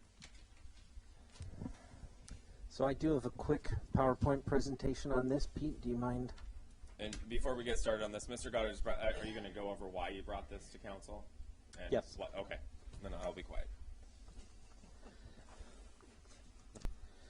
So this morning we attached these PowerPoint slides, and also I handed out a one-page grid of the options that we're going to be discussing, so the public does have access to that as of today. But I quickly wanted to cover this because the Public Records Act is the Washington state law, and it's basically the Sunshine and Open Public Records Act. And the idea behind it is that the people have the right to know what their public servants are doing on their behalf, and public servants don't have the right to decide what's good for the public to know or what's not good for the public to know. And so the public records, next slide, Pete. The public records requests are submitted on our website, so it's fully automated that anybody can get on and do that public records request. They can also submit them in writing by email or verbally, but the most efficient route for making that request is to do by the city website. Next slide, Pete. Thank you. So the historical public records workload has jumped in the last few years, so this is something that the council and I have been talking about since I believe it's late 2020 when I took over the responsibility for this. But you see the historical records from 2009, and then in 2020 it jumped over 100, 125, and then I'm sorry, that may be a typo, it might be 279 for 2022. And then we're at 116 so far this year through May. So hopefully it won't be as high as it was in 2022, but we're still experiencing a significant increase in that. And we've been kind of doing this discussion in the quarterly reports for community development since I took that over. So for those of you who've been on the council for a while, this is nothing new. Next slide. So as part of that kind of analysis, we estimated that in 2020 we were spending about $25,000 a year. And as those numbers have gone up, it's gone up to $60,000. And then we were estimated that this year it might be around $40,000. And this is the amount of staff time that's being spent on this, not necessarily that we're having to do an additional expenditure. But I wanted to give you an idea of how much of a workload this was. During that time, cost recovery for those costs, we've actually only received $10 for copying costs. So that's kind of one of the quirks, that it demonstrates that the city makes an effort to do good work and provide this data as efficiently and as effective as possible, and it's not a revenue center. So just so you know, with the numbers that are coming up for this discussion, it's not a revenue source.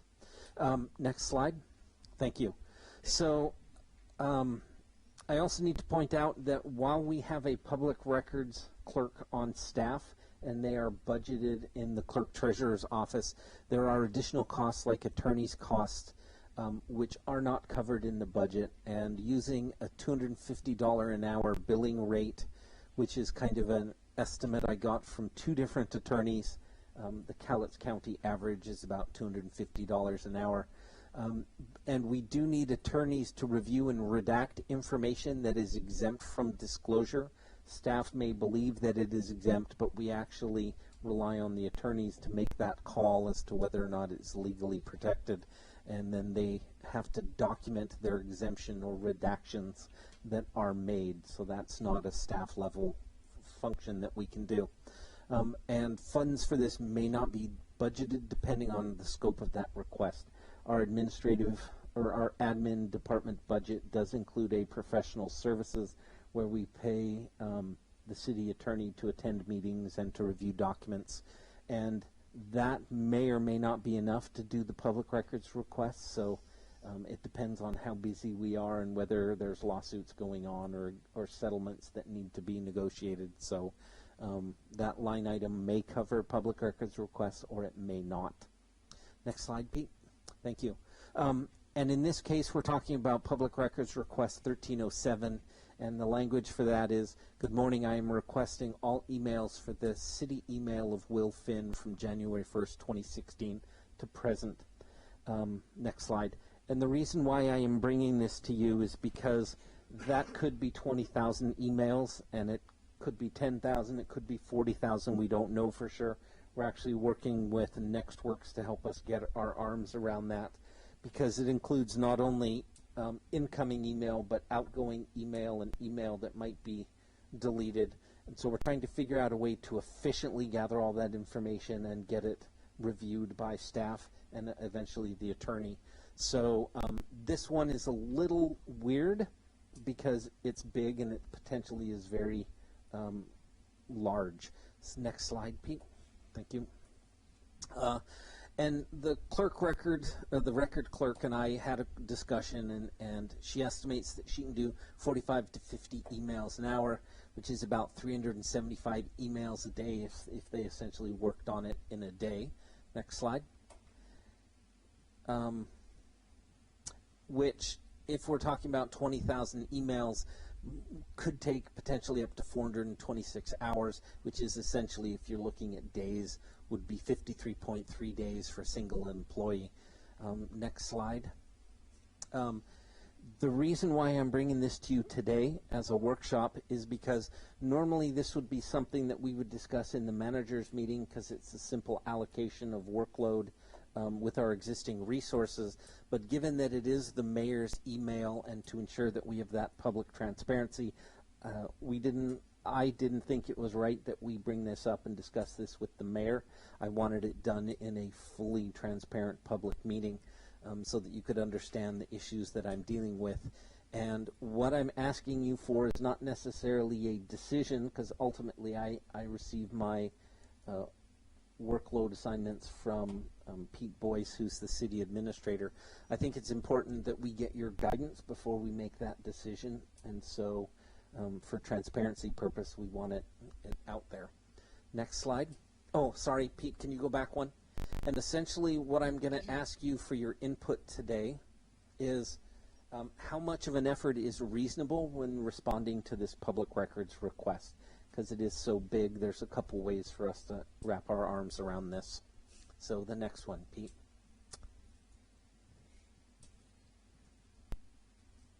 Thank you. So these are the normal options that we would take a look at. In this case, I could think of 4 that would be typical. The first one I'm going to call the normal response. So I gave you this sheet, which is in front of you today, so if you want to follow along with that or follow along at home. Option 1 is essentially a normal response, in which case our records clerk normally will spend 4 to 8 hours a week working on public records response. We can assign that clerk to spend 8 hours a week on this one in particular. Other duties can generally be maintained, but at a day a week, it would take 58 weeks to complete this. It's a moderately slow response, but it's pretty normal because we respond to public records requests with about 8 hours of work on a busy week. And it doesn't really incur additional costs because it spreads them out over a longer time. And like I said, the clerk is already budgeted, and next year if we continue to budget that clerk, so it won't require any additional staff time. but potentially it might have some impact on the attorney's line items in the admin budget. Next slide, Pete. Option number 2 is theoretically, I'm calling it the hit it hard, and that's the idea we can pull the records clerk off of their other duties and basically ask them, okay, we want you to hit this hard day after day after day, and so you can get it done. So if 53 days, that's 53 work days, which basically is a little more than 10 weeks, 2 months, where they're basically pulled aside to concentrate on this and getting it done. Again, it contemplates the least amount of time to respond, and this option prioritizes it over other duties that that clerk might normally do, which include updating the website, updating the new cloud permitting structure. One of the drawbacks is if we're going to try and rush and get it be that responsive, it's going to cost a significant amount for attorneys' costs, because if we're starting to send big batches of emails to an attorney, it's going to take them a significant amount of time and resources to get that done. Now, whether it means they're going to hire somebody to do it temporarily or set aside all of their other cases, they may ask us to pay them time and a half or double time to make us their priority. So there are going to be some significant attorney's costs. So although this is the most responsive, it's also the most expensive, and that money is not going to be in our current budget. So it would require me to ask for a budget amendment. Next slide, Pete. So option 3 is going back to Friday closure. I know this might frustrate some of you because we just recently started opening again on Fridays because we got caught up with a lot of work that had kind of fallen behind. But if we do close on Fridays again, we could assign both of the clerks at the front counter to work on this, which means we could do 16 hours a week, and we might be able to get the work done in 26 to 27 weeks. It is cuts the response time, but it will have some significant attorney's costs because we'll kind of be in that middle ground of still needing somebody, and whether or not our city attorney can afford to take that time over the next 26 weeks and match our effort might be a little harder. So again, we might have to look at additional help for the attorney.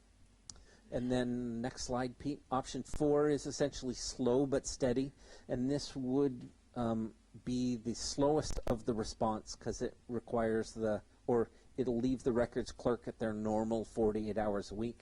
Some weeks they might get a big chunk done, other weeks they might not get much done on it at all, depending on what the workload, the ebb and flow of their workload. That could take about 107 weeks to complete. The benefit of that is we would spread it out over the next 3 years of budget, 2023, 24, and 25, which basically means we wouldn't necessarily have to pay any additional funds. It would be absorbed over the next 3 years. But I think the argument that we would have trouble with, and that is, does the requester believe that that is a really responsible or reasonable response time to get back to them? So there are pros and cons to each one of these, and my recommendation is that we proceed with option 1, which is kind of dedicate 8 hours a week, but it's the most reasonable in the budgeting resource option. And I think we'll open it up for discussion. Yeah, and I think the last slide is just the matrix that you have before you. So I have a question. Mrs. Holland. So normally, Mr. Goddard, you would ask people to narrow their scope of their request so that you can narrow down the amount of staff time, and so you probably did that. So actually, in this case, we did not. We actually received an email from the requester after this went onto the website, and they indicated that they were surprised we didn't reach out to them, but this request was actually very direct and very succinct. That's why I included the language, because they asked for all email to that account. Quite often what we run into is somebody wants a list of all the emails, and we don't have a list. I can write a list, but that would be creating a document, and I have the emails, but I don't have a list. I don't have a report. This was actually one of the best public records requests we got because it's very short and very direct, and I didn't need clarification. I just need to get my arms around how I'm going to get back to them. Now, the requester has indicated that they may be able to narrow it down with me, and they're going to try calling me tomorrow, but I think really we need to have this conversation about how we're going to prioritize a reasonable response. And then my follow-up to that is, I mean, I would suspect I know the reason behind the request, but the last election cycle, there was a city employee that was running for a political position, and a similar request was made for their entire career with the city. Do we know off the top of our heads how much that cost? Because he was running for a public office? So I was not the public records officer at that time, so I don't know that for sure. You were. Oh. Oh, sorry, was this 2 years ago? No, this was last year. Oh, Last Can year. I answer that? sorry. Then It's Amanda okay. might be able to answer that question. That request went on for 2 months. The requester contacted or I tried to request the requester because there was some questions about some clarification, and they never got back to me over multiple times of trying to reach this requester in different ways. So the request ended up being closed. After you spent 2 months working on it. So it never was completely fulfilled. and they never asked. No, and I because- reached out multiple times over another 2 months course after that. So, okay, thank you. Mrs. Rounds? I have a question. Under transparency, can we have the name of the person that requested that? So you Through a potentially public could. records Do a public Yeah, records yeah. request. Yeah, you could potentially ask that under a public records request. That has come up before, and I believe we have released the names. But just to be clear, that it is not anybody who is running for office, and so normally, under normal circumstances, we do not even question why they're asking for it, except in one case, and that is if it is a company and we believe they are requesting the information for commercial purposes. That is specifically not allowed under the RCWs. Other than that, there is no limitation on why a public records request can be submitted, so we don't normally ask. I really didn't think it was anyone running for office, but okay. No, I'm implying that it's an election cycle, yeah, which is just a sec, why, yeah. because people think it's fun to, you know. Create havoc. Exactly. Mr. Smith?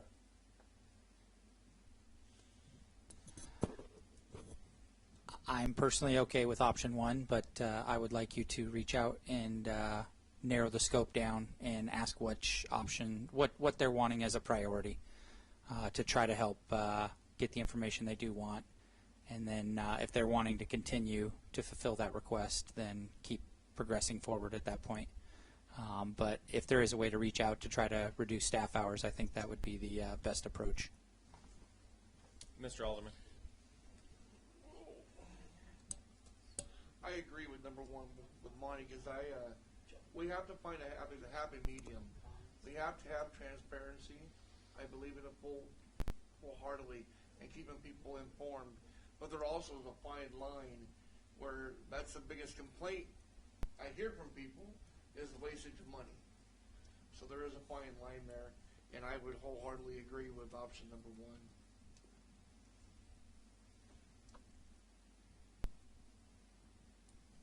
I agree with number one also. I agree with Councilmember Alderman. I think it's important to have this transparency. So when I say this, it's not to try to limit the transparency. I agree that public public records requests need to happen. I think they're vitally important. Mrs. Dowdy? I also agree that number one is the best option that was presented. I still look at the number of $53,000 for attorney cost and think that's a large request from whoever is requesting it. That I hope they have a good reason for needing that much information to realize that they're costing the city quite a bit of money that is unnecessarily, unless there's a really good reason they need that much. And there's going to be a lack of fun that they're going to find, but how about it? I mean, that really, I mean, they're not doing anything but costing the city money that they don't need to cost. The city taxpayer, because Right. our city runs on city tax dollars, city taxpayers' dollars. I mean, when I look at that, I just, unfortunately, I think that's a punch in the gut to the city unless there's something really that they really need from that large request. I think if you looked over the years on the amount we've spent, that punch would get a lot bigger.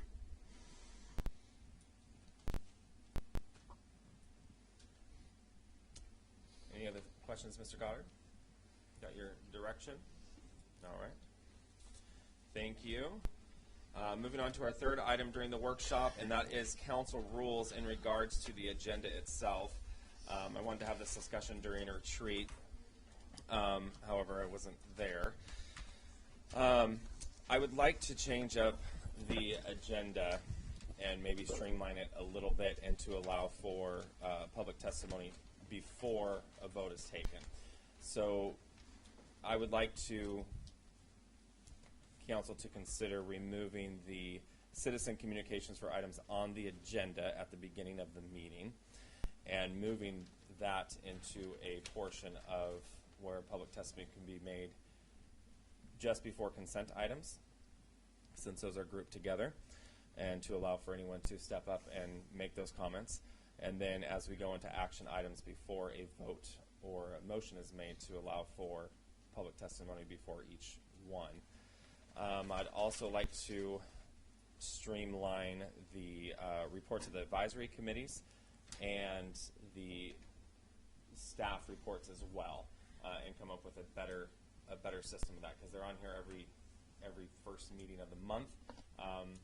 Mr. Goddard does quarterly, and I think I'd like to go to anytime that there is a meaningful information to bring forward, to allow them to share that, but put them on some kind of a standing schedule, instead of just having it written on here and no report.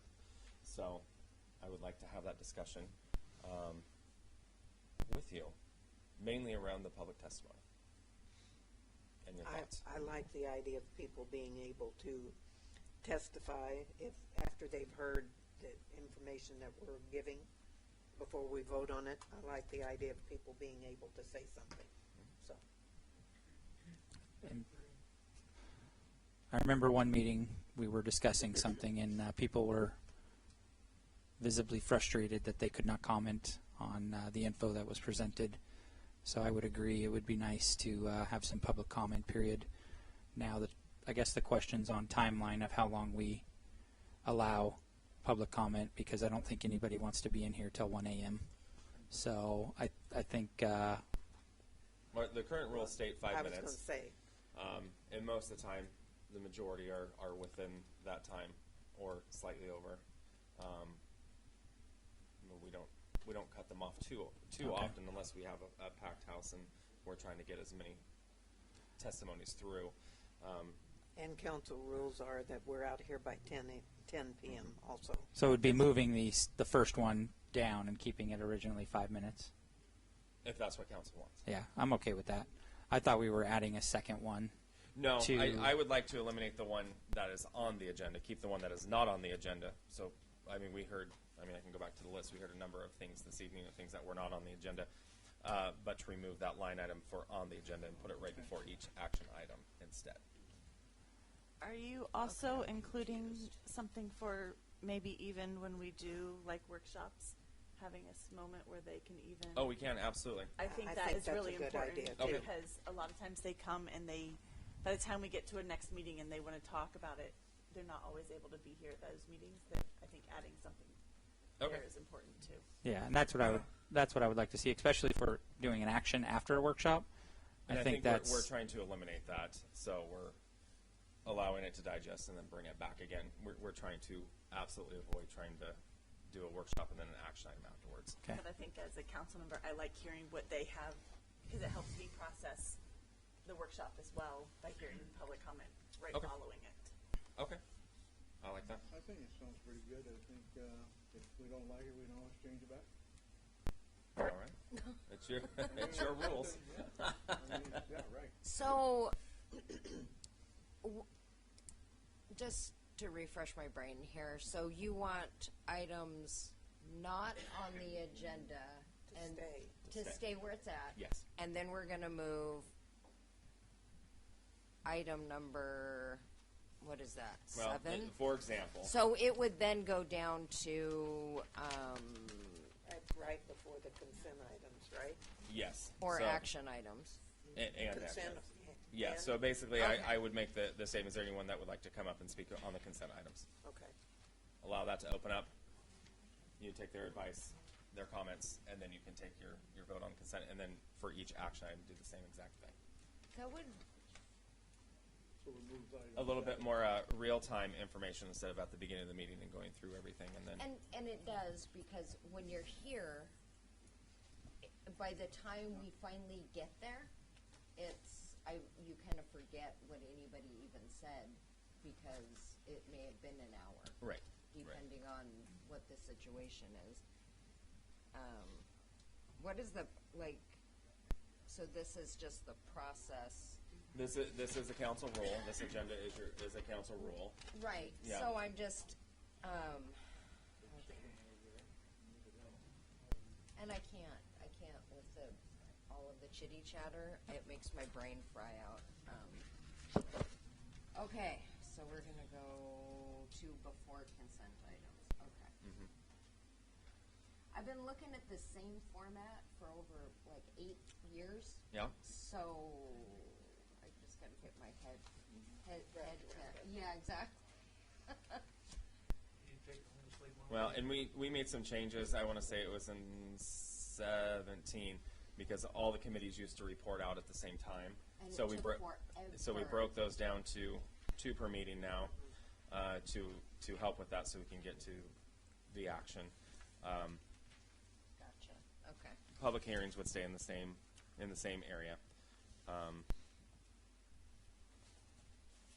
unless you think there's a need to move it somewhere else, but I don't think that there is.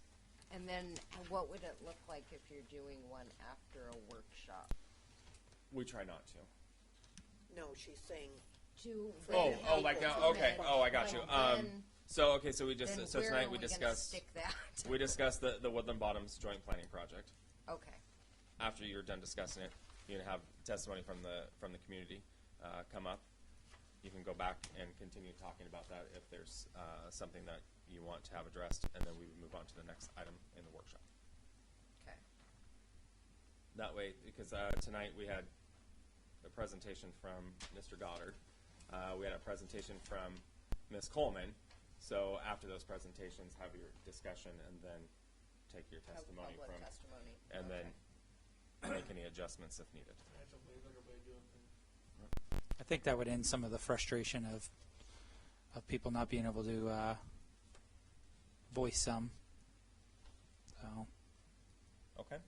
But then would we call those public then we No, it's just public testimony. Okay. Not a hearing. Public hearings are different than public testimony. I guess try it and see how it goes. Yeah. Okay. I think We will I'm open for trying anything. make some adjustments here and see how you like it. Okay. Informational flyers. That's mine. Mr. Alderman. As I said before, I've been trying to talk to as many people as I can, and just trying to pick their brains to see what their concerns and everything else is. What it boils down to is being informed, and I brought it up before, and I've also heard, well, they have the opportunity to come to a meeting. They can come on Zoom and watch Zoom and stuff like that. But I thought a lot about that, and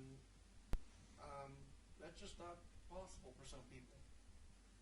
And I look at this in my civilian life.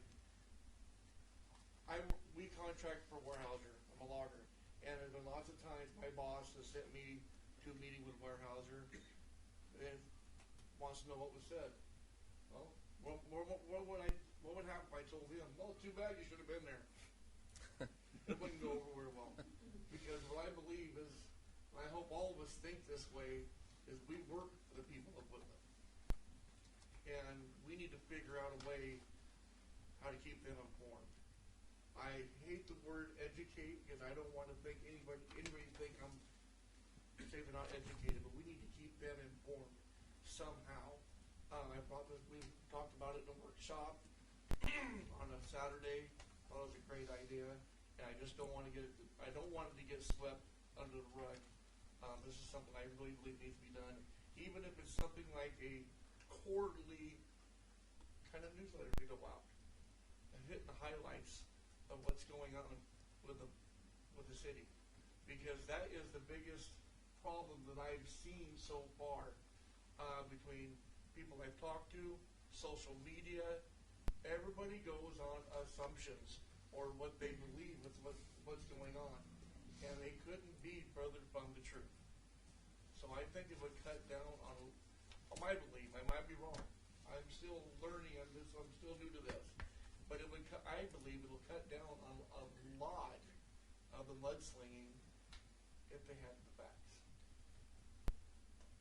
I'm going to turn to Mr. Goddard right now because he's put together some informational sheets already that have been posted online, and he's brought some in here for council as well. And Mr. Goddard, can you speak to some of those things that you've done just for some examples? Sure. So we have been trying to put together a series of handouts, and anybody who has any ideas on handouts, please send them to me. It includes, last year we did some on how to read your tax bill, where your tax money goes, because a lot of people had confusion about how much of their tax money went to the city versus the state versus the school district. And that's actually all on your tax bill, so you can look it up online, and I even had instructions on how to look it up online. So some of that groundwork is already done. Our code enforcement officer has prepared some handouts on yard maintenance and how to put proper addressing on your houses so that the fire department or the ambulance can actually find you when you call 911. So that stuff is slow to trickle out, and as we get as much time as we can, we try and fill those out. So we're just looking for more and more ideas. Yeah, I seen the list that you gave out. It was great. And I'm not looking to go into detail on everything. Just like someone brought up here a few months ago, even a pie chart. They'll learn how to read a pie chart in the 3rd grade. I can read a pie chart. Yeah, exactly. And when I had my tour in, Mr. Goddard gave me the breakdown of where our taxes go for property taxes for a house inside city limits. My head exploded of how little, minute bit of that actually goes to the city. I was dumbfounded, and I just think I would like to see something like more discussion about what we can do. Is I really like the idea of a quarterly newsletter going out.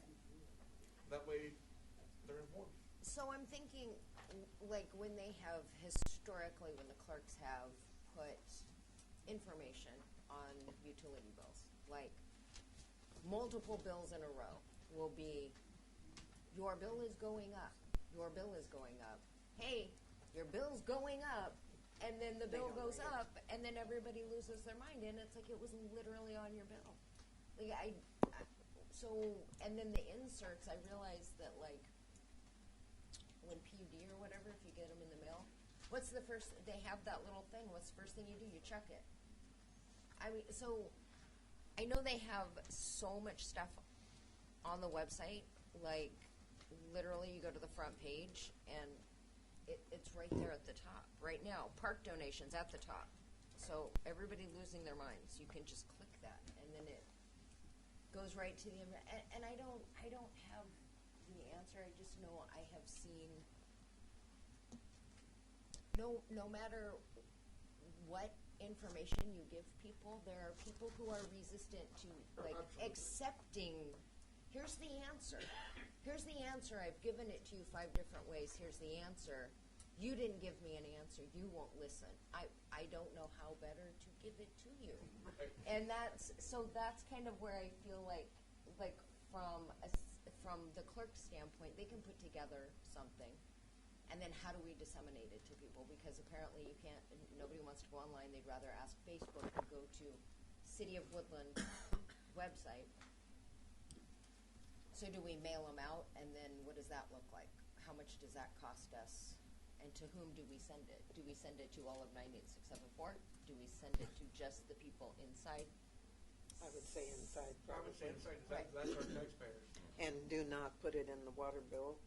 Because If you're apparently gonna do it, nobody because looks at that's right. it. Mr. So- Smith.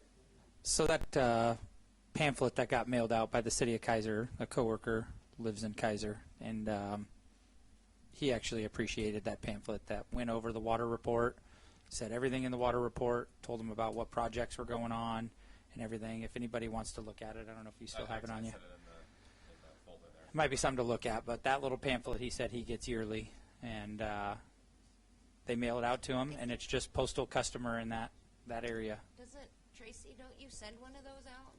We put everything on the city website. We put all our capital projects on the website. We send out the consumer confidence report.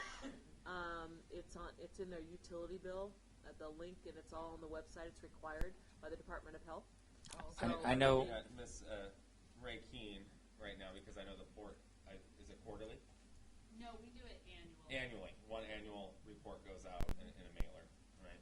We mail it, yeah, to every resident within the Port District. Within Port District, okay, gotcha. And I know you don't like color I do read it, by the way. color prints, but you know, a colorful document shows up and I look at it.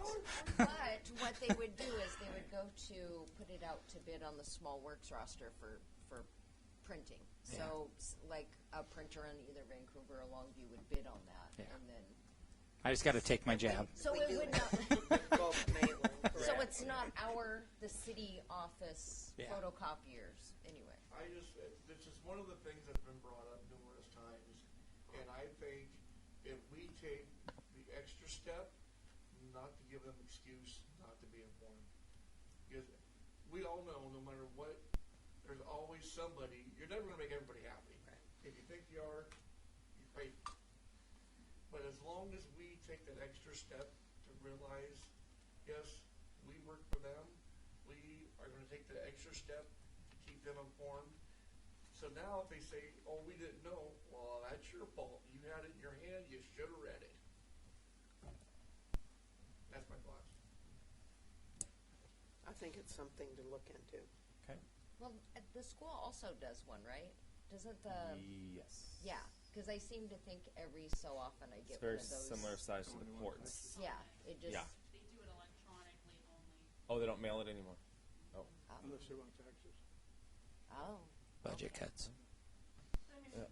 Mrs. Johnny. Even to add like big events that we have in the city, like to have a calendar that says, you know, this is our big day that we have our thing at Christmas time, or this is our summer nights, just the dates, just to have like, this is our planner's day, just to kind of give even a sheet in there that has that just to kind of, hey, this is to look forward to, this is what our city's doing for you. Because if we have people moving in our city all the time, and people are like, what is there to do in Woodland? And just to say, this comes out, oh, this is what our city does? For those new people that we have coming, it's a great informational packet. There was a lot of people that didn't know about the day of prayer. That was something that could be in there. That would have been. So does the the city has that though, like on the front page. So what are you proposing? Do we make a poster and put it No, in? I'm saying like if we had the mailer, even if it went out once a year like the port did, like Oh, if have we the know whole. Okay, I in the gotcha. pamphlet, like I love the thing that he showed him. That in that have a page that says, "This is our yearly calendar." If we knew when that goes out every year, these are the dates of the next year. This is what it looks like. Just to say, you know, and even in our visitor center, when people go in there, newcomers would probably stop at, "Hey, what's in Woodland? Oh, here, this is for new residents. You can take this." You know, I mean, I've lived all over the country, and I remember moving around as a kid that there were newcomers packets. Like it has, you know, your local phone company, your local this, that, that. Here's also Woodland's welcome newsletter for the dates of things happening in the town. These are events. That is a great thing. Even if it's a year old, it still has an old copy of what's going on in your town. Type of a thing that it's great to have. Kalama does that as well.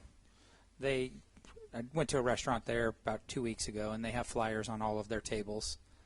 The Chamber of Commerce in Kalama, I think, puts it out and gives a list of events, so that might be worth reaching out to the Chamber of Commerce as well. No? It's between the city, the port, Is it all and three? the chamber. They all fund it. Okay. And that would be worth, I guess, reaching out to see if maybe we can collaborate between all of that. Because that was interesting to go read. That TV screen that used to be. At all the businesses. Yeah, what was the name? Yeah. of it? That was Terry. Terry Yeah. Richards. Terry Richards. They had the Terry rolling Richards, screen yeah. of events and things, Right. and yeah. He passed away. So somebody is trying to do that because they like some telemarketer left a message at the food bank wanting us to advertise on it, and I'm like, we're a food bank, dude. We don't need to advertise. Yeah. Some of them. Can you put on there that we need you to donate food, though? Yeah. Mr. Boyce? Well, I won't take credit for this idea. Mrs. Hogan had it. But why don't we ask the folks how they'd like to receive information? We could do a survey or something like that. Also, people sign up for agendas via email. You know, we could push information out via email. So, yeah, there's So a people couple do good use ideas. that link, the sign up to be notified that's on the agenda page. We have I'm not sure how many, but we have quite a few people that are people signed do. up to receive agendas. Okay. Yeah. Do we have the ability to find out how many people actually signed up for that? Give me 2 seconds. Oh, okay, perfect. She's very efficient. We used to have 2 seconds are up. careful what you're looking to. It's, Yeah, it's on it's the still front there. It's still page. right on the front. Yeah. And there's public meetings, community events, and something else. There's 3 bars there. Yeah, the things happening around the. See, like here's the front page, and you just start going down, and it tells you everything.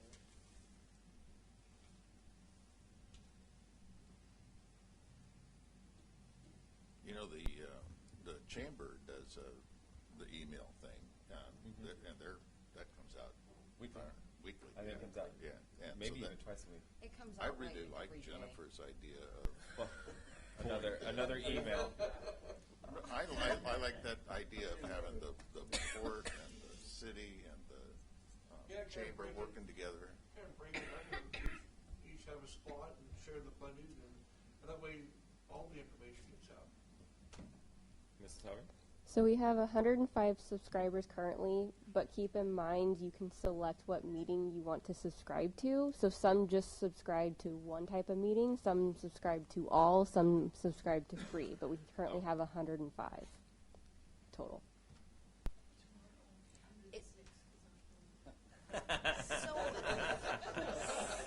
And if there's anyone here in the gallery that would like to sign up, come see me. I can help you. So is that a format though that you could add one more tab for like current happenings? Mm-hmm. Yes. Okay. Cool. So Okay. that would tie in with your customer Yeah. service piece at City Okay. Hall, right? Yeah. We can come up. It's like a listserv. That's basically what it is. Okay. Is that something the Port of Woodland would be interested in helping with? She can't answer that. I'm gonna put you on the spot. Proposal is put together. I can tell you how much I'm spending on a newsletter right now, and there's Quite a bit, I'm sure. 27,000 after we print. That's your annual publication that you do? Yes. Okay. You do 27,000. Well, you have a much larger reach than That- we do. That's people or money? That's money. That's how much it costs to put that newsletter out? Yes. Gotcha. So informing people is not cheap either. No. Okay. Nothing's cheap these days. Okay. Anything else, Mr. Alderman? No, that's all I wanted to discuss. Okay, perfect. I think we've got some some direction. We'll come back with some options and see what we can implement and what's easiest and most cost effective. Thank you. Okay, you bet. Anything further? All right, the time is now 9:12. We are out of workshop and at the end of our meeting. Make a motion to end the meeting. Moved by Councilmember Round, second by Councilmember Dowdy. All in favor say aye. Aye. Anyone opposed? The ayes have it. It's 9:13.